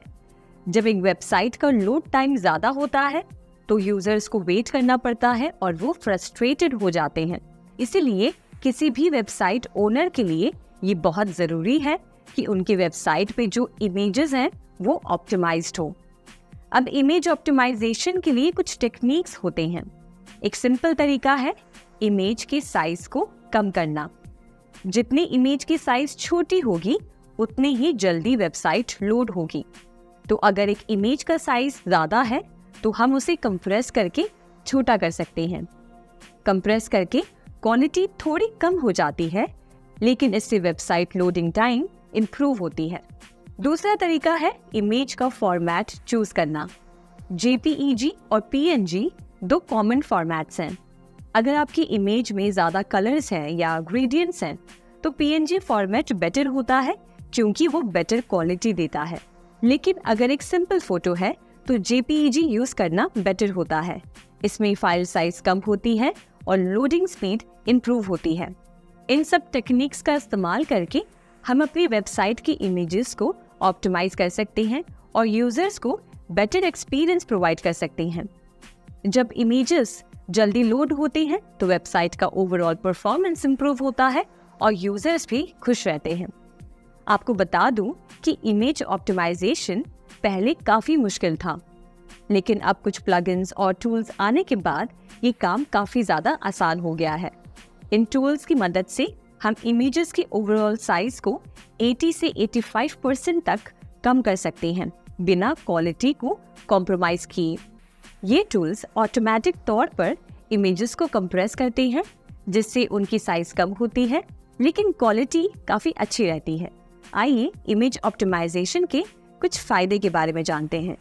सबसे पहला फ़ायदा है fast loading speed. Optimised images की साइज छोटी होती है, इससे वेबसाइट के लोड टाइम कम होता है। जैसे ही कोई वेबसाइट ओपन होती है, ऑप्टिमाइज्ड इमेजेस जल्दी लोड हो जाती हैं, जिससे यूजर्स को कम वेट करना पड़ता है और वो कंटेंट को जल्दी एक्सेस कर सकती हैं। दूसरा सबसे बड़ा फायदा है एक अच्छा और बेटर यूजर एक्सपीरियंस। जब इमेजेस जल्दी लोड होती हैं तो यूजर्स का एक्सपीरियंस भी बेटर होता है। वो वेबसाइट पे जल्दी से नेविगेट कर सकते हैं और उन्हें इंफॉर्मेशन ढूंढने में ज़्यादा आसानी होती है। इससे वेबसाइट का बाउंस रेट भी कम होता है। तीसरा फायदा है एक बेहतर SEO। Search engines optimised websites को पसंद करते हैं क्योंकि उनकी लोडिंग स्पीड काफ़ी फास्ट होती है। ऑप्टिमाइज्ड इमेजेस के इस्तेमाल से वेबसाइट का ओवरऑल परफॉर्मेंस इम्प्रूव होता है, जिससे सर्च इंजन रैंकिंग भी इम्प्रूव होती है। इसके बाद अगला फायदा है ऑप्टिमाइज्ड इमेजेस कम स्पेस यूज करते हैं। इससे वेबसाइट का बैंडविड्थ भी बचता है। इससे होस्टिंग चार्जेस भी कम हो सकते हैं अगर आप एक वेबसाइट ओनर हैं। उसके बाद अगला फायदा है cross device compatibility. Optimised images multiple devices पर अच्छी तरह से लोड होते हैं, चाहे वो डेस्कटॉप हो, मोबाइल फोन हो या टैबलेट। इससे यूजर्स को हर डिवाइस पर कंसिस्टेंट एक्सपीरियंस मिलता है। अगला फायदा है इमेज ऑप्टिमाइजेशन से साइट बैकअप में काफ़ी मदद मिलती है। साइट बैकअप का मतलब है कि आप अपनी वेबसाइट का एक कॉपी रख सकते हैं, जिससे आप उसे जब चाहें तब रिस्टोर कर सकते हैं अगर कोई प्रॉब्लम हो जाए। बैकअप लेना इम्पॉर्टेंट है क्योंकि कभी कभी वेबसाइट क्रैश हो जाती है या कोई डेटा लॉस हो जाता है, और अगर आपका बैकअप है तो आप अपनी वेबसाइट को जल्दी से फिर से चला सकते हैं। पहले बैकअप लेना एक सिंपल प्रोसेस नहीं था, लेकिन अब कुछ प्लेटफॉर्म्स और hosting providers automatic backup provide करते हैं। ये रेगुलर इंटरवल्स पर बैकअप लेते हैं, जिससे आपका डेटा सेफ रहता है। आखिरी और सबसे इम्पॉर्टेंट फायदा है कि इससे सेल्स कन्वर्जन में मदद मिलती है। सेल्स कन्वर्जन का मतलब है कि आपकी वेबसाइट पे जो विजिटर्स आते हैं उनमें से कितने एक्चुअल कस्टमर्स बनते हैं। ये एक इम्पॉर्टेंट मेट्रिक है अगर आप एक ऑनलाइन बिजनेस चला रहे हैं। पहले सेल्स कन्वर्जन्स को ट्रैक करना काफ़ी ज़्यादा मुश्किल था, लेकिन अब एनालिटिक टूल्स जैसे गूगल एनालिटिक्स की मदद से आप आसानी से अपने मैट्रिक्स को ट्रैक कर सकते हैं। इससे आप समझ सकते हैं कि आपके वेबसाइट के विजिटर्स कहाँ से आते हैं, वो किस पेज को ज़्यादा देखते हैं और किस पॉइंट पर वो आपके प्रोडक्ट्स या सर्विसेज को परचेज करते हैं। इस इंफॉर्मेशन के थ्रू आप अपनी वेबसाइट को ऑप्टिमाइज कर सकते हैं ताकि सेल्स इम्प्रूव हो सके। ओवरऑल इमेज ऑप्टिमाइजेशन एक इम्पॉर्टेंट स्टेप है वेबसाइट परफॉर्मेंस को इम्प्रूव करने में। ये यूजर्स के लिए बेटर एक्सपीरियंस क्रिएट करते हैं और वेबसाइट ओनर्स के लिए बैंडविड्थ और स्टोरेज स्पेस बचाते हैं।